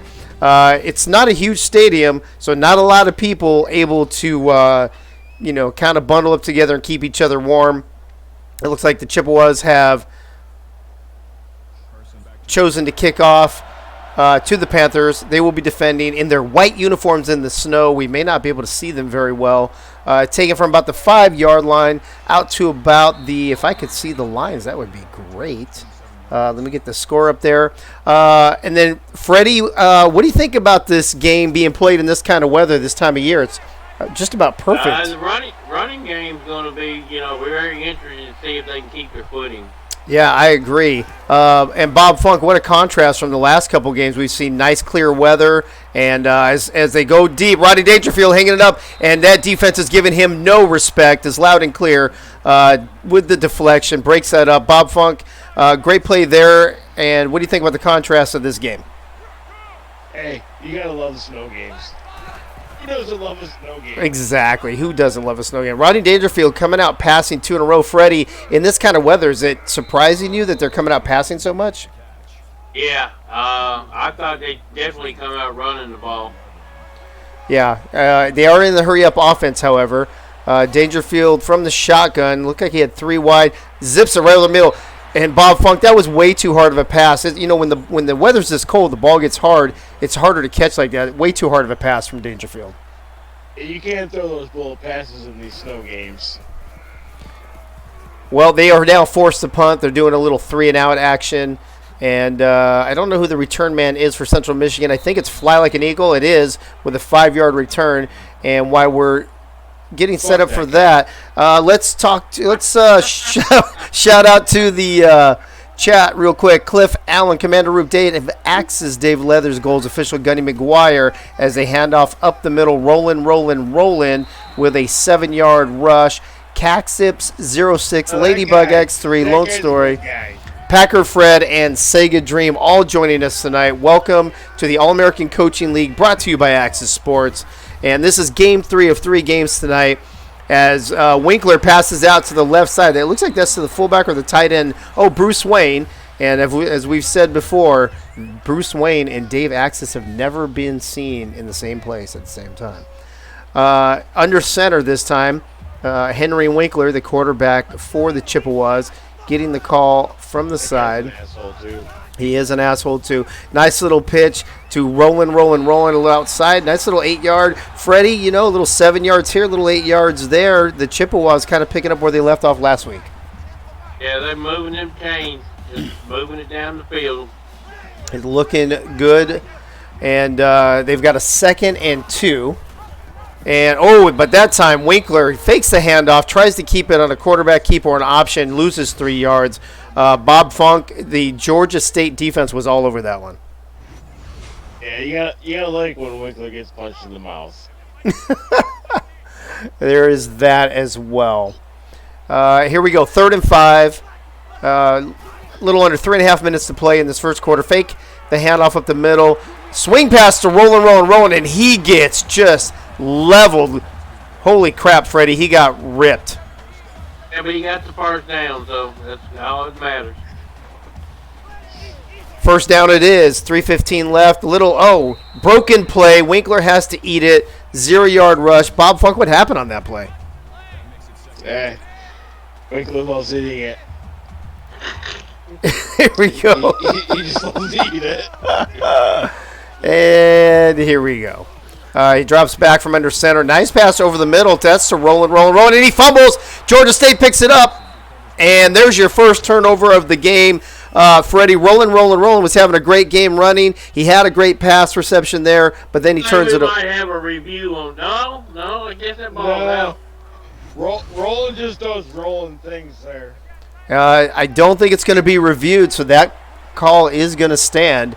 That gives Georgia State the ball on their own 22-yard line. 1st and 10 from the shotgun, inside handoff. Going to go only for a few yards. A 4-yard rush by John Belushi. And Georgia State will go hurry up to begin their first possession as well. 3 wide, tight end in motion, single back from the shotgun. Fakes the handoff. Quarterback keeper, Rodney Dangerfield gets crushed. And it looks like neither one of these quarterbacks can really run the ball yet, Freddie. Well, with the field conditions, they really can't cut. From the shotgun, once again, Rodney Dangerfield. Nice little short dunk pass right over the middle. Belushi with a 6-yard reception, but he's going to be just short. 4th and inches, and the Panthers will have to punt for the second time tonight. Injury update, rolling with back spasms. He will return soon. Bob, do the Chippewas have much of a chance as he fly like an eagle fumbles it but picks it back up for a few-yard return? Do the Chippewas have much of a chance if rolling doesn't come back into this game?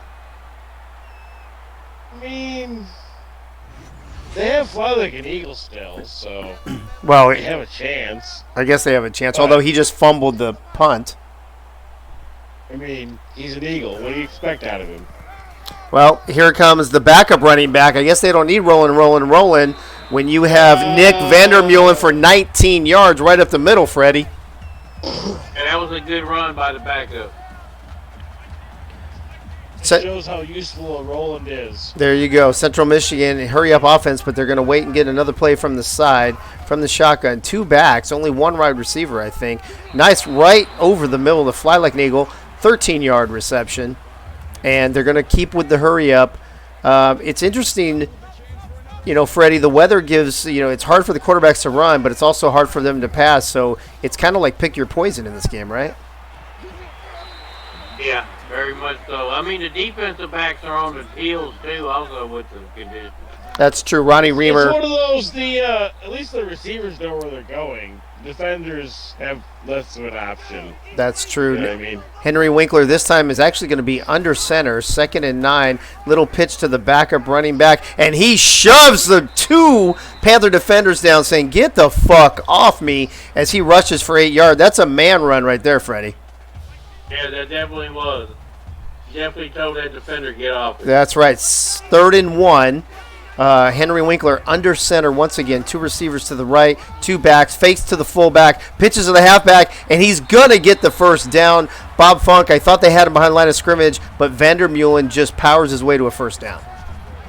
Yeah, he's just running through those Georgia State defenders right now. 1st and goal for the Chippewas, just inside the 10-yard line. Winkler under center again. They're going to pitch it this time to Vandermeulen. He's going to shake the first defender and go up the sideline for a 7-yard rush, but he is now hurt.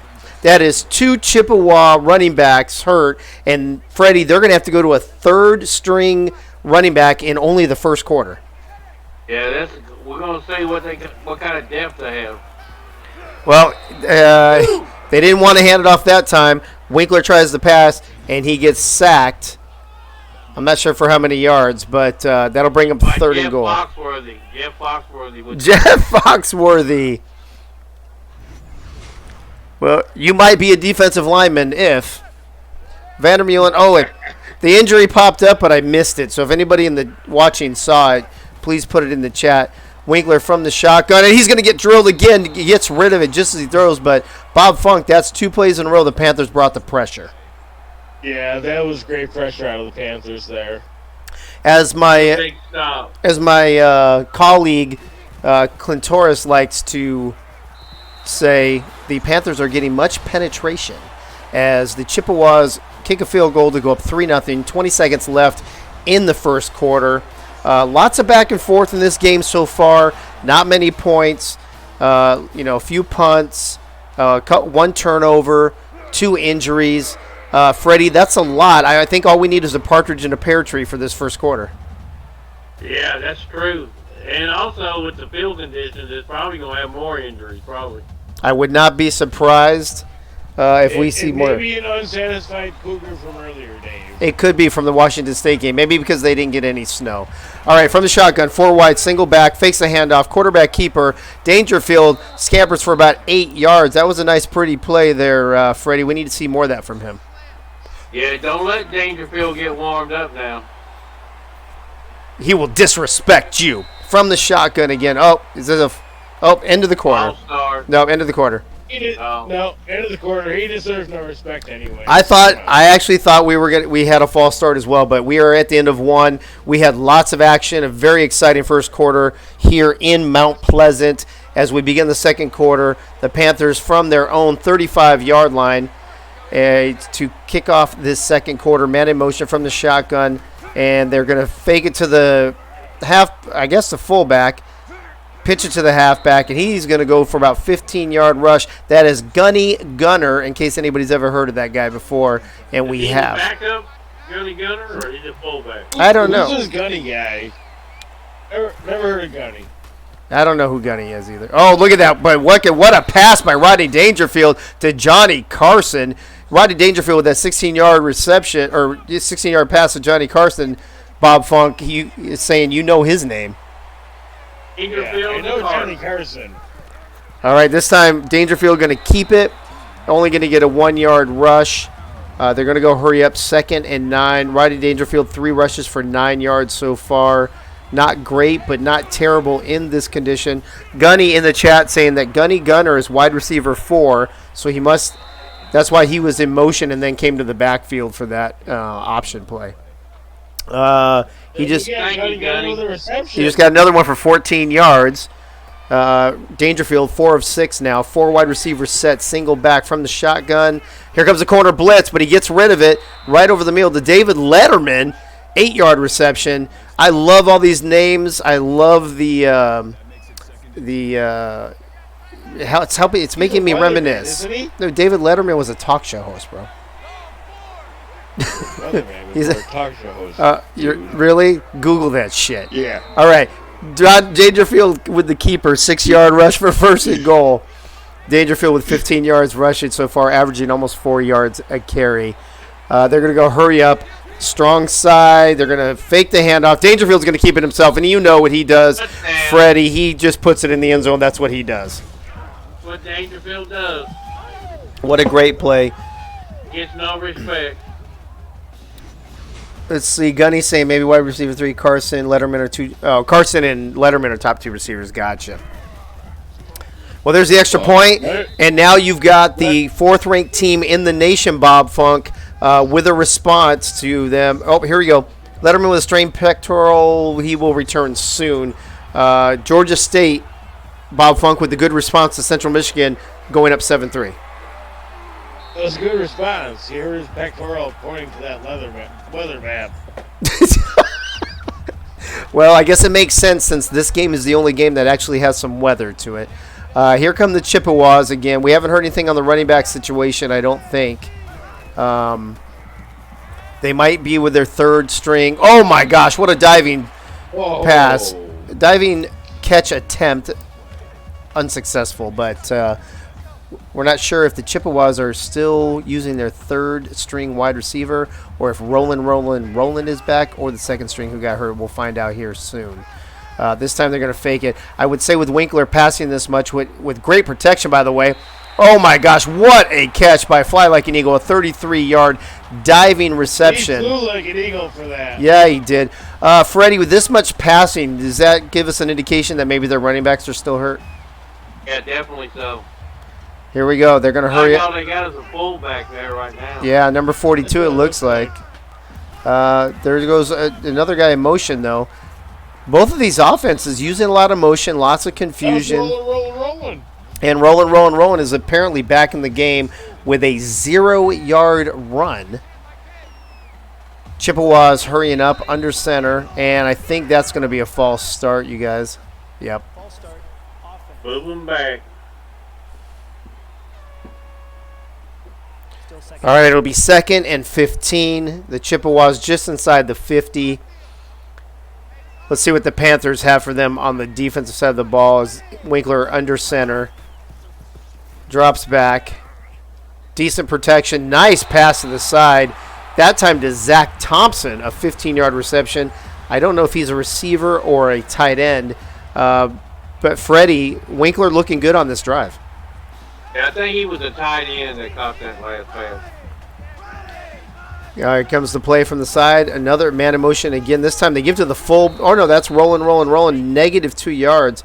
Bob Funk, rolling was playing really good up until that turnover and injury, and he hasn't done much since. Yeah, he hasn't looked good since coming back from injury. Well, we'll see what the Chippewas have up their sleeve for 2nd and 12. Coming up on 3 minutes left to play in the first half. Winkler, nice pass. Oh, and the fullback drops it. Freddie, was that a bad pass or was that just a bad catch? Henry Winkler, he didn't look the ball in. He was looking up the field. He didn't catch it.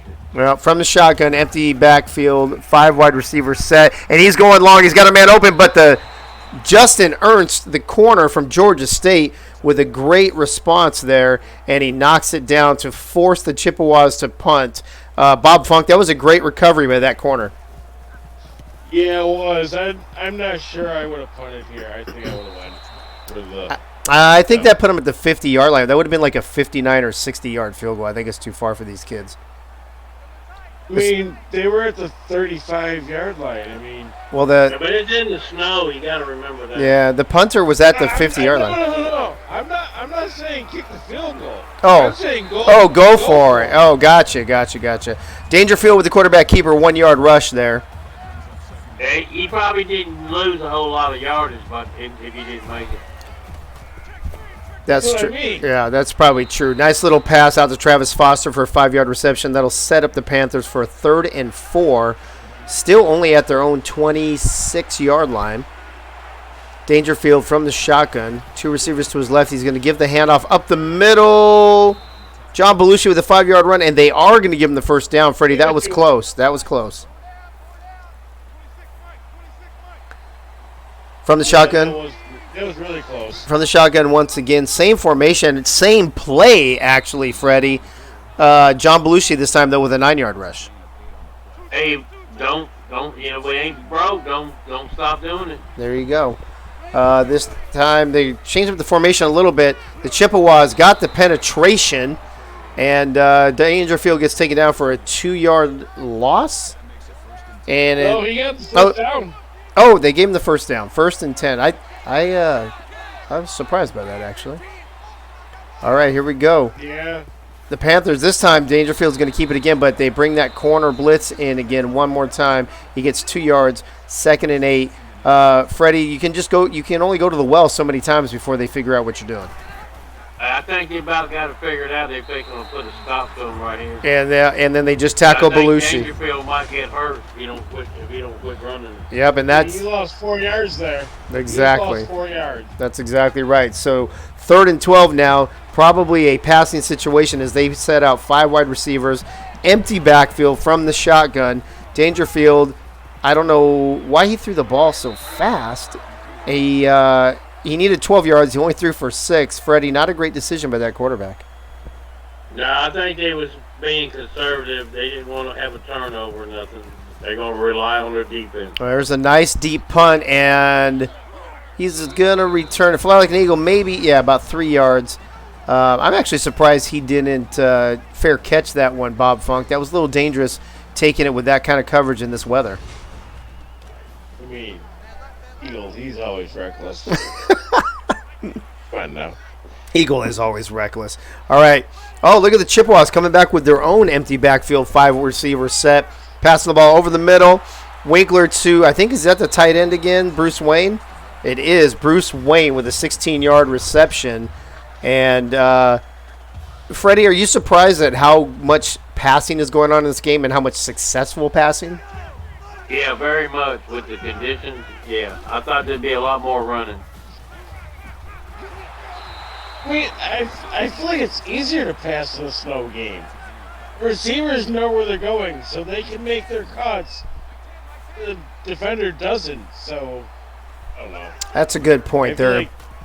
That's a good point, Bob Funk. Is Winkler from the shotgun again, and another pass to Eagle for a 6-yard reception and another first down with 1:05 left in the first half. They're going to hurry up. They're at midfield.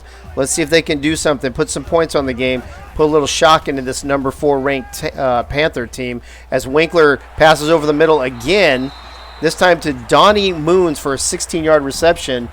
I got to be honest with you, Freddie. The Chippewas are looking pretty good. Yeah, their offense is moving. They're clicking. They're using the short passing game.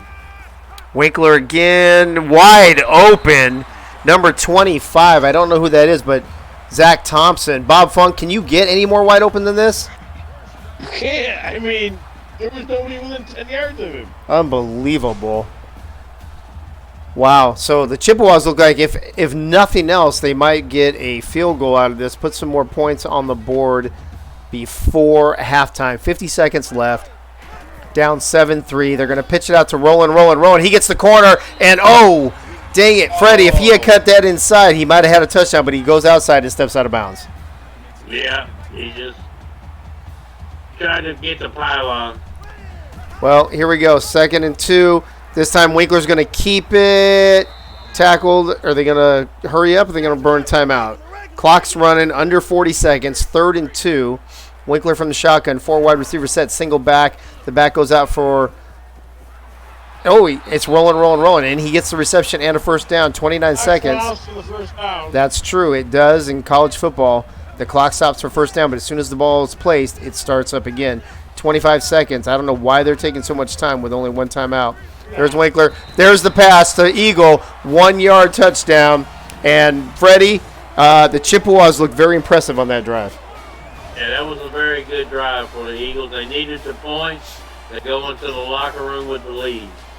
That is, well, there's still 20 seconds left, Bob Funk, and anything can happen in this game, right? Exactly. I mean, like you said, they're taking so much time, but they're not. They literally took 4 seconds. Hey, 20. Yeah, 21. They got 21 seconds. They've got 2 timeouts left. They're the number 4 team in the nation. I could see Georgia State coming back and maybe at least tying this right before the half. They take it from their own goal line. Oh, he turns it outside. Oh, he spins off a guy, breaks another tackle. Steve Quinn with a 27-yard return. Freddie, that's a good start. Yeah, it's a good return, but he only got about 15 seconds. I mean, ain't got time to get in a position. You need to make 2 20-yard passes. Oh, hand off, and I guess they're not even going to try. Hand off to John Belushi. I don't remember who had the ball first to begin the game, but I don't either. I don't know that. Well, they did burn a timeout, I guess. Oh, and here we go. Now they're going deep. And it's almost picked. Mother Funker. There you go, Bob Funk. There's your man. There's your boy. Hey, that's about time, motherfucker, showed up. Oh, damn. What do we got here? Can't even read this. There we go. All right, here comes the Hail Mary to end the half. Oh, he's got a man. Oh, I think that was Bob. I don't know who knocked it down. I think it was Mother Funker again. It looked like it was. Well, gentlemen, that wraps up a very entertaining first half with the Chippewas surprisingly up 10-7 over one of the top-ranked teams in the All-American Coaching League, the Georgia State Panthers. Freddie, what are your thoughts on the first half?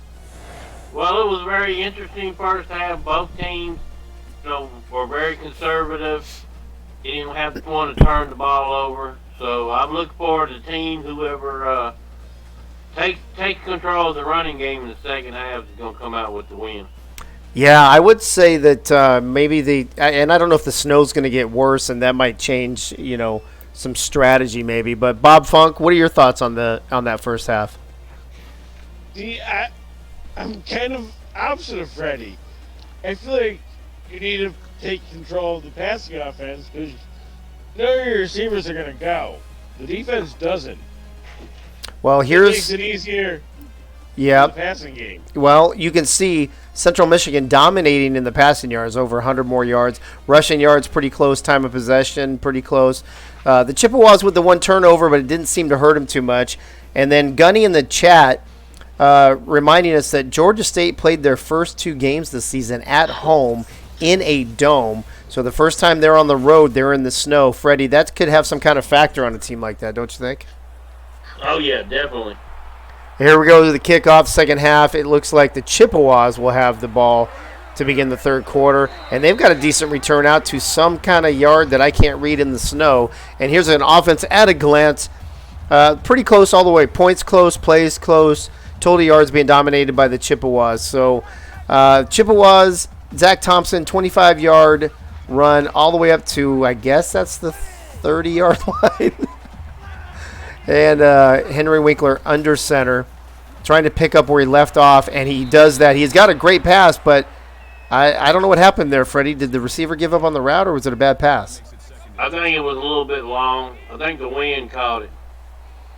All right, well, then that brings up second and 10 from the shotgun this time.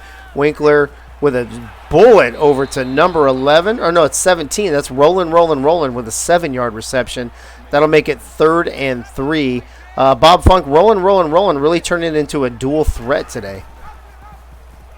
He is. I mean, I feel like he's struggled in the running game since he come back from injury, though, but true. He's definitely a dual threat. Well, Henry Winkler's not a very good running quarterback. He is not a very good with the throwing. I agree with that. As you can tell, he did not get the first down, and now the Chippewas have to punt with 4th and 2. It's a high, deep punt to the 20-yard line. Johnny Carson gets it, and he is immediately stuck by number 28 on Central Michigan. Not much of a chance for a return there. So they will have about 79 yards to go to try and score a touchdown and take the lead against the Chippewas. Dangerfield from the shotgun. Nice floating pass over to the side. Is it intercepted? I think he intercepted it, you guys, but I think he was out of bounds. Oh, I think he got lucky there. Yeah, I think he got lucky. All right, Dangerfield from the shotgun again. 3 wide receivers set, single back. Plenty of protection on the line. There's some big boys right there, too. A little swing pass out to John Belushi for a 5-yard reception. I guess that'll work, Freddie. Little 5 yards here, 5 yards there. You got to get 5 yards at least 3 times or 2 times. There you go. Or a big 3rd down. 3rd and 5. They got to do it again. Oh, there's that little stutter step from the quarterbacks. Yep. You knew the screen pass was coming, and so did the Chippewas as they tackle Belushi after only a 2-yard gain. 4th and 3. They're going to give the ball right back. It's going to be one of those games, you guys. Low scoring in the snow, back and forth game, and that's what we have so far. Yeah, I don't understand why Georgia State don't go back to the running game that they're known for. Why they come out passing the game like they are? Well, there's the updated yardage, 223 to 134 in favor of Central Michigan. Eagle with about an 8-yard return on the punt. 1st and 10 from their own 45. Winkler under center. Man in motion. He gives it to the fullback. No, he fakes it to the fullback, and he zips a pass over to Roland. Bob Funk, that pass had some stank on it, bro. Yeah, that was a right there, rolling from Winkler. All right, under center once again with the hurry up. He drops back. He's got great protection, and he's going to let it loose in the end zone. He had a man open for a moment, but Laurel Hardy caught up to the ball, knocked it down. Freddie, that looked like a wide open man, and then it almost turned into disaster. Yeah, Hardy should have had that one. Really disappointed me. Yeah, that should have been a pick. Fakes the handoff, and Winkler going deep again. All Winkler wants to do is throw the ball deep, and he connects with Zach Thompson for a 32-yard reception. Bob Funk, the Chippewas just coming out slinging the ball on this drive. Yeah, the Chippewas are just trying to Georgia State. They're overranked right now. And Winkler again, Freddie, with trying to quarterback keeper and unsuccessful again. Winkler just cannot run that ball. Abbott Costello with the tackle. He cannot. Eagle is not a run. Or I'm sorry. Winkler is not a runner, by the way. Obviously. And as he tries it again, he fakes the handoff. He tries to keep it. He gets 1 yard. Bob, I don't understand why he keeps trying this unsuccessful play. I mean, I've seen Winkler's pictures. He's definitely not the runner. Here we go. Under center. That's what He's a ball hog. And he's keeping it again. What are you doing? 3 runs in a row, and now you have to settle for a field goal. And, you know, Freddie. I feel like Winkler's just doing that Disney picture over and over. Freddie, you know, they really needed a touchdown here. A field goal only gives them a 6-point lead. Georgia State can come down with a touchdown and take the lead, where if you had scored a touchdown, it would have been a 2-possession game, and they just fucked it up. I don't know what they were doing. I don't know what Winkler was thinking. I don't know why he thinks he's the running back all of a sudden. I don't know. Actually, it would have still been a 1-possession game, but it would have been an 8-point lead. My bad. Johnny Carson, 22-yard return. Their Chippewas averaging 4 yards a play on defense. They're only giving up 4 yards a play on defense. And so let's see if they can keep that up against this Panther offense that just really needs to break out. A Panther offense that's done a lot of damage in the first 2 weeks of the season at home in the Dome, but struggling here on the road in the snow. Inside handoff to John Belushi, a 2-yard rush. Freddie, it just could be the difference of weather and venue, I think. Well, they got to keep pounding and keep trying until something breaks. Well, here they go again from the shotgun. Dangerfield, man in motion, looks like a tight end, maybe a receiver. Plenty of protection, though. But still, another short pass to David Letterman, 5-yard reception. Bob Funk, they get these little passes and then they don't do anything with them. Well, you know, Dave, it just might be another one of these southern teams going up into the northern environment for snow, and they don't know how to deal with it. Oh, Dangerfield with a keeper, and he gets his world rocked. Freddie, that was a huge hit. Yeah, Dangerfield got back up, though. He said that wasn't nothing. He's like, no respect. All right, inside handoff to John Belushi. Gets tackled from behind after about a 7-yard run, which is a good run for Belushi in this snow. 2nd and 3.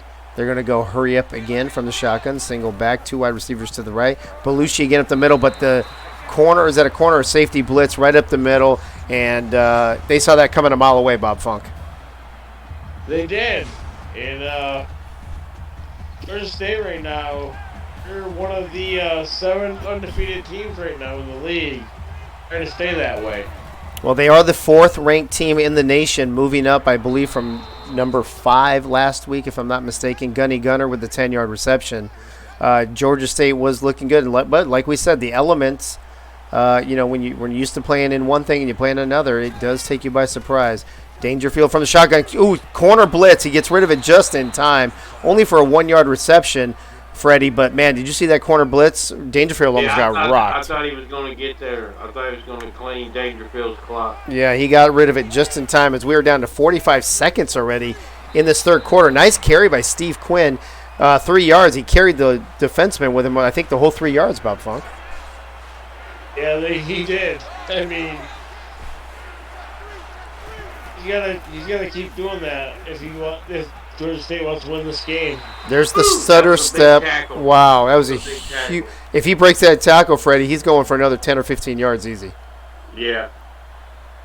All right, he's going to force the Panthers to punt once again.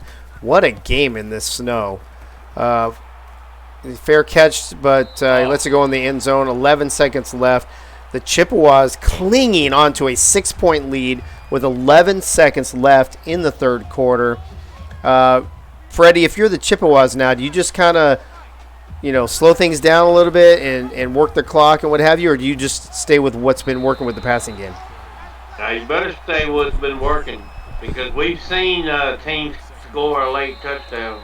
That's true. And Winkler, although just got his longest rush of the day of 7 yards, and that will take us to the end of the third quarter. Central Michigan up over Georgia State 13-7. I mean, what a dogfight we have on our hands here, Bob Funk. Oh, it's been a great game so far. Just gotta hope Central Michigan can hold on here, because they played a great game against this number 4 ranked team. And this time Winkler with another pass, which has been the best way that the Chippewas have moved the ball down the field. Speaking of which, Winkler just joining us in the chat. Wow, all that white stuff, are we in Miami? You must be in Miami, Winkler. You've been slinging the ball pretty well, but you've been running it like shit until the last couple plays. That time you got a 3-yard rush. You got a 3-yard rush. Going to make him short.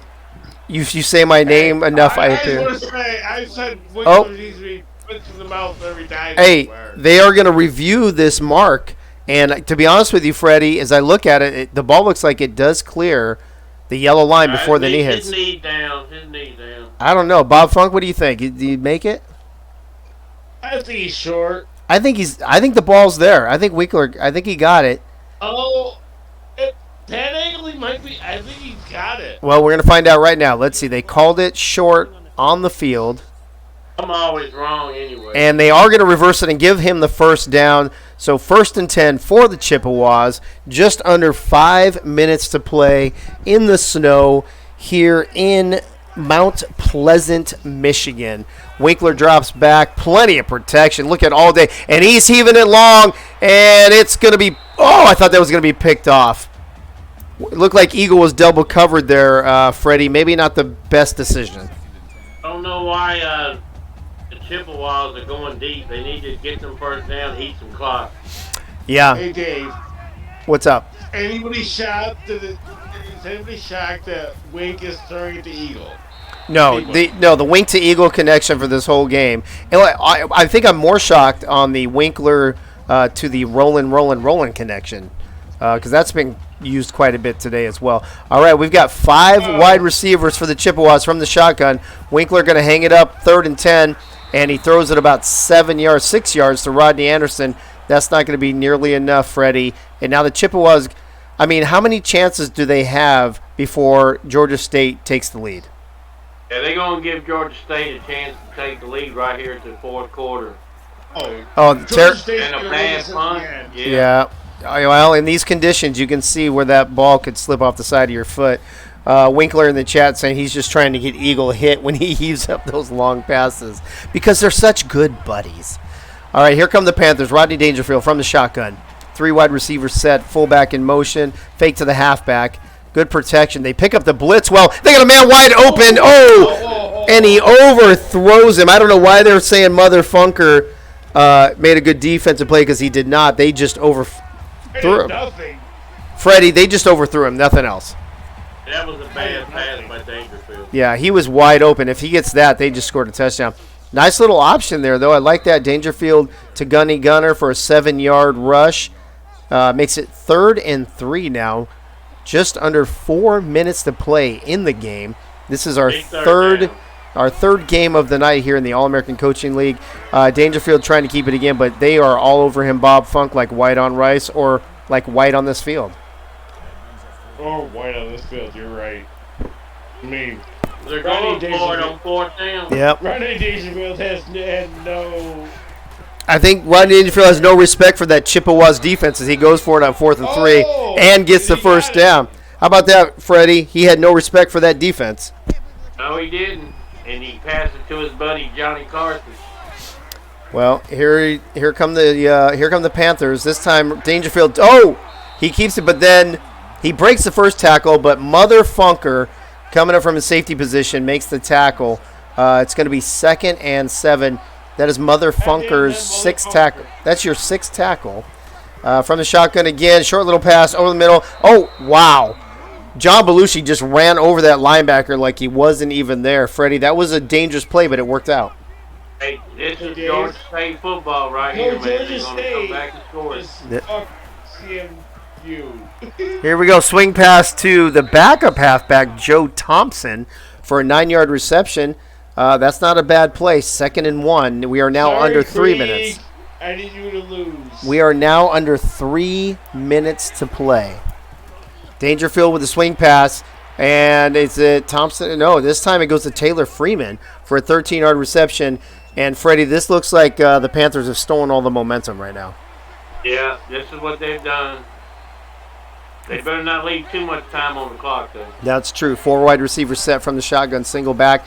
Fakes the handoff. Looks like a broken play. Or was it? Because Dangerfield takes it up the middle for 11-yard rush and reaches for the first down. Freddie, that was a beautiful reach. It was impressive. I like that. Not a reach around, Bob Funk. Well, he didn't get that reach around. And here's a fake, and then the quarterback keeper. He's getting it again. And there's Dangerfield with the 2-yard touchdown run. And Georgia State, I believe, has their first. No, they were up 7-3, I think, at one point, weren't they? But they haven't had the lead in a long time. And they're about to take it with this extra point, unless they miss it in these conditions. Well, they got it. They got it. They take a 1-point lead, but Freddie, like we just said a moment ago, CMU with 2.5 minutes and 3 timeouts, way more than enough time to put some points on the board. All they need is a field goal, too. That's all they need. And he looks like he's gone. Woo! Nick Vandermeulen with a 35-yard return. Yards by the half. You can see Central Michigan dominated the first half. Georgia State dominating the second half. And we're almost getting, well, maybe not quite dominating, but we're getting closer. What did Creek say? Gave me too much time. Here we go. Winkler under center, drops back. Nice little. Oh no! He got it. Oh, it one-handed, baby. He got that shit. Oh my gosh, that was a great. Winkler, the fun. Nate Robinson with the interception, and I got to tell you, in that part of the field, this might be the ball game if that's gonna end it. If Georgia State is smart. Georgia State needs to be smart with the ball and smart with the clock. Inside handoff, and that's the backup running back, Steve Quinn, for a 6-yard rush. And that's what you got to do, Freddie, right now, right? Make CMU use their timeouts to stop the clock. Yeah, definitely. Get the first down. 4 wide receiver set, single back from the shotgun. Another pass. Oh, is he out of bounds? He's out. Yeah. Yeah, he was short. 3rd and 4. Or he was out of bounds, sorry. 3rd and 4. Another 4 wide receiver set, single back from the shotgun. And Dangerfield's going to try to keep it, and that's just a terrible call. Lost 3 yards. And look what happened, Bob Funk. They got given a gift, and they just gave it right back. That was just stupid. Terrible. That was just stupid play calling. Yep. Terrible play calling, Freddie, but also terrible clock management by the Panthers. Well, they just give Central Michigan another chance. They did. They did make Central Michigan use all their timeouts at least. But you should have ran all 3 times. You should have ran the ball 3 times. Wow. Are we going to see a huge upset on night 1 like we did last week? Winkler not seeing anybody, feeling the pressure, throws it away. We'll go to 2nd and 10. If anybody remembers, Akron, the Zips, upsetting the number 1 team in the nation. I think it was on the first night in week 2.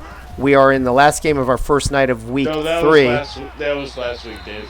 Yeah, that's what I said, week 2. This is week 3. Oh, yeah, sorry. That's okay, no worries. So I'm wondering if we're going to have an upset in the first night of a week again in back-to-back weeks. We're about to find out. From the shotgun, Winkler with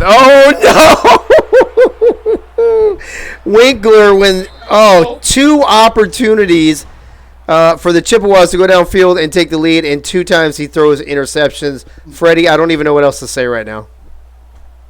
It's just a shame that they couldn't take advantage of these opportunities. Is Georgia State going to be smart with the ball this time, Bob Funk, and escape with a 1-point win, or are they going to fuck it up again? I mean, run the ball 3 times and you got a field goal, right? Well, you don't even need it. Oh, you don't even need it because Central Michigan doesn't have any timeouts. It's a minute 23 left in the game. That's another first down. This should be the ball game. Yeah, that's the ball game right there. Danny Don, he's turned out the light. The party's over. Yeah, but is Georgia State that smart? Well, they weren't last time, but let's see. Look they're from the shotgun. What are they doing? Okay, they are running the ball. Well, that's okay. At least they're running the ball. That's good. Run the ball. So one more play. Now you should just take a knee, right? Victory formation. 2nd and 10. There's only going to be a few seconds left. Take a knee. Ain't but 14 seconds. There you go. It's the game, baby. Okay, there we go. Wow. I was getting nervous. Good game there, Georgia State. Good game. Wow. What a game. Georgia State, the 4th ranked team in the nation, hanging on for a 1-point lead against the 20th ranked team. Rodney Dangerfield is your player of the game. We'll go over his stats in the post-game show. But as the teams are heading to the locker room off the field trying to warm up, Freddie, give me your thoughts before we go and start talking stats and stuff.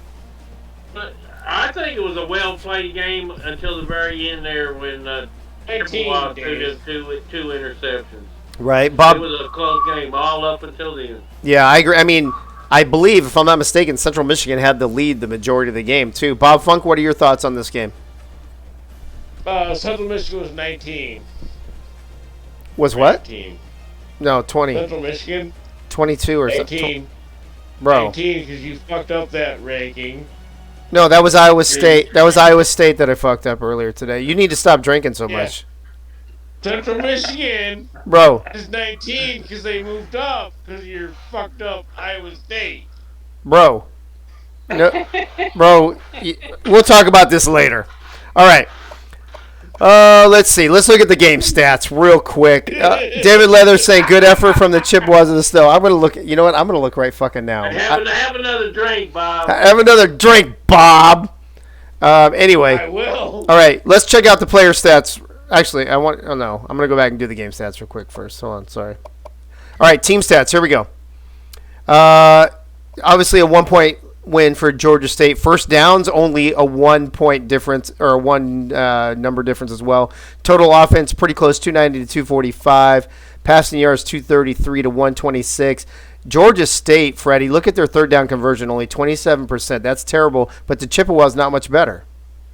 Yeah, it was like I said, it was a pretty even game. The turnovers was a big difference right there. Yeah. 3-0. Well, and not only that, but the 2 interceptions near the end of the game, Bob Funk. The first turnover didn't hurt Central Michigan, but those last 2 hurt them a lot. Well, those last 2 killed them. Yep. Total yards, 395 to 345. Time of possession, about a minute and a half difference. Not terrible. Let's check out the player stats before we go to post-game. Henry Winkler, 19 of 31, 233, 1 touchdown, but those 2 crucial interceptions late in the game. Rushing, rolling, Freddie, who was player of the game last week, only 21 yards rushing tonight. Only gave him 5 attempts, though, and Winkler got 10 attempts. There's something wrong with him. And minus 2 yards. Winkler, don't give up your quarterbacking career for a running back career, I'll tell you that. Receiving, though, Eagle was his favorite target, and Roland, like you just mentioned. Bob Funk, Eagle and Roland getting 10 receptions between 2 of them and over 100 yards. That's not terrible. It's not terrible, but Roland was also hurt for a little while, so that's why he didn't have the rushing stats. That could be part of it too. He was out for a little bit, and to be honest with you, I don't even remember his injury. But that's no excuse. You got to make it I want to say it's like a sprained shoulder or some bullshit. Hey, it doesn't matter if you're injured. You should still be out there rushing yards. Damn it! My dad used to tell me put some dirt on it, get your ass back That's out. right. Rub some dirt on it. Ray, in this case, rub some snow on it. Rub some fucking snow on it. Anyway. Roland. He's a bitch. All right, let's go check out Georgia State. Rodney Dangerfield, 17-24, 126. No touchdowns, but no picks either. So just a manageable game, nothing exciting. He did have 43 yards rushing along with Belushi's 45, so that was pretty good. On the receiving, he did have the 2 rushing touchdowns. Though. He did. 2, 3, 4, 5, 6, 7, 8, 9 different receivers, you guys. Look, Rodney Dangerfield knows how to spread the ball around, right, Freddie? Rodney Dangerfield played well. I think he's going to be your player of the game, Bob Funk. What do you think about Rodney Dangerfield tonight? Rodney Dangerfield earned a little bit of respect tonight. And he's going to get player of the game. There you go. I think he will as well. Gunny in the chat saying well balanced on the passing distribution. Yeah, a lot. Dangerfield really picking apart that CMU secondary full show. As we look at the kicking and punting, 6 times Georgia State had to punt the ball. I bet that's a high for them this season. Not a lot of great returns in this weather, obviously, which is understandable. As we move into the post-game show, and we are way ahead of schedule too, which is great. Let's go to the post-game show, and then after we talk about the post-game show, we'll tell you what games we have coming up tomorrow night. And as we will be here, the All-American Coaching League will be here every Monday through Thursday night for the next several weeks from 9 p.m. to midnight Eastern. 3 games a night. We've got 12 games a week, and we're just hitting our stride with week 3, and we have 10 weeks before we get to playoffs and bowl games. Post-game stats, you guys. We saw the first downs earlier. Georgia State dominating the rushing, Central Michigan dominating the passing. The 2 crucial turnovers, what we talked about. Only a minute and a half difference in time possession. Not a huge deal. You know what I do find interesting, though, is... Whoa, go back. I did go back. Relax. Why didn't I see fly like an eagle in that bullshit? No, I'm going to go back there in a second, but I popped back here for a second. Interesting that Georgia State could only score every other quarter. They didn't score in the first or the third. And if you think about it, once Central Michigan got that second quarter touchdown, they had the lead all the way to the fourth quarter. So it's got to be kind of gut-wrenching, Freddie, for the Chippewas to have the lead for that long and give it up near the end of the game. Well, that's the way these top-ranked teams are, they're winning these games in the end, just like, That's true. Like Central Florida. Yeah, that's a great. And then didn't Indiana lost by 1 point or won by 1 point or something? A lot of close games. Yeah. You're right. Yeah. Mm-hmm. Gunny in the chat saying at one time CMU led first downs 12-6. Wow. So players of the game on the Chippewa side: wide receiver Fly Like an Eagle, 5 receptions, 58 yards and a touchdown. And on the defense, Mother Funker, the free safety, with 9 tackles. And I thought he had a couple pass deflections. That guy's a real asshole. He's the worst. He's a big a-hole. He's a big a-hole. Yeah. For the Georgia State Panthers, Rodney Dangerfield gaining some respect tonight, like Bob mentioned. 17 of 24, 126 yards, but 15 carries, 43 yards, and 2 touchdowns. All of the points that they scored tonight. And on the defensive side of the ball, Nate Robinson, the corner, 2 tackles for loss, and a very crucial pick late in the game that I think helped seal the game for Georgia State. I'm going to I don't have the other schedule handy to pop up on the graphic real quick, so I'm just going to read to you. Tomorrow night at 9 o'clock Eastern, right here on Twitch, the All-American Coaching League, brought to you by Axis Sports, will kick things off with Memphis at Cincinnati. My 2 co-hosts tonight, Freddie will be traveling to the Natty, and Bob Funk, so that will be your first game tomorrow night between these 2 yahoos. At 10 o'clock. Hey, Freddie. Stop. Natty. At 10 o'clock. At 10 o'clock. Tigers go. At 10 o'clock, we will have Chad Roland's Indiana Hoosiers traveling to the former number 1 Old Dominion Monarchs. And then the nightcap tomorrow night will be the 0-2 Marshall Thundering Herd traveling to Western Michigan, trying to get their first win of the season. Before I let you guys go, these games tomorrow night, taking your game out of it, Indiana at Old Dominion, Freddie. What do you think about that game? Do you think Old Dominion responds, especially playing at home, or do you think Indiana's going to take it to them? I think Old Dominion's going to come back. He just had an off day last week. Okay. And Bob Funk in the nightcap, Marshall looking for their very first win this young season, traveling to Western Michigan. What do you think about the Thundering Herd's chances on getting their first W tomorrow night?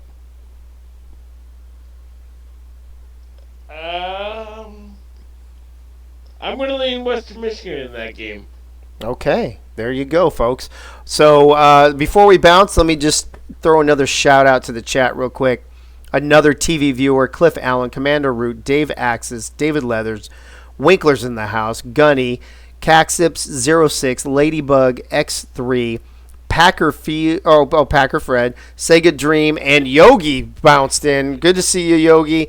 That wraps up night 1 of week 3 in the All-American Coaching League. Last thoughts, you guys, before we sign off. Overall, the 3 games. Washington State beat. Good night, I think. 3 entertaining games tonight. No blowout. Either one of the teams could have won all 3 games. That's true. We had Washington State beating Minnesota, Houston squeaking out a victory against Air Force, and Georgia State with a 1-point victory on the road at Central Michigan. Bob Funk, what are your thoughts overall on the first night of Week 3? My thoughts are 2 of the 2-0 teams won. A 1-0 team won. Mm-hmm. And 2 2-0 teams won. Yeah. 1-1 team won. There you go. 1-1 team lost. And both 0-2 teams lost. Well, so we're going to have 2 0-3 teams. Yeah, I'm going to have to update. I'll have to look at the standings after this. But so there you go, folks.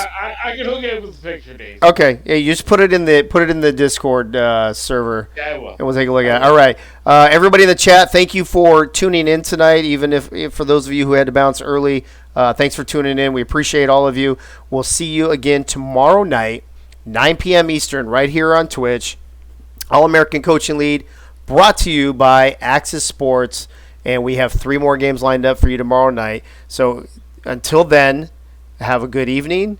Enjoy the rest of your night. We'll see you tomorrow. And good night now.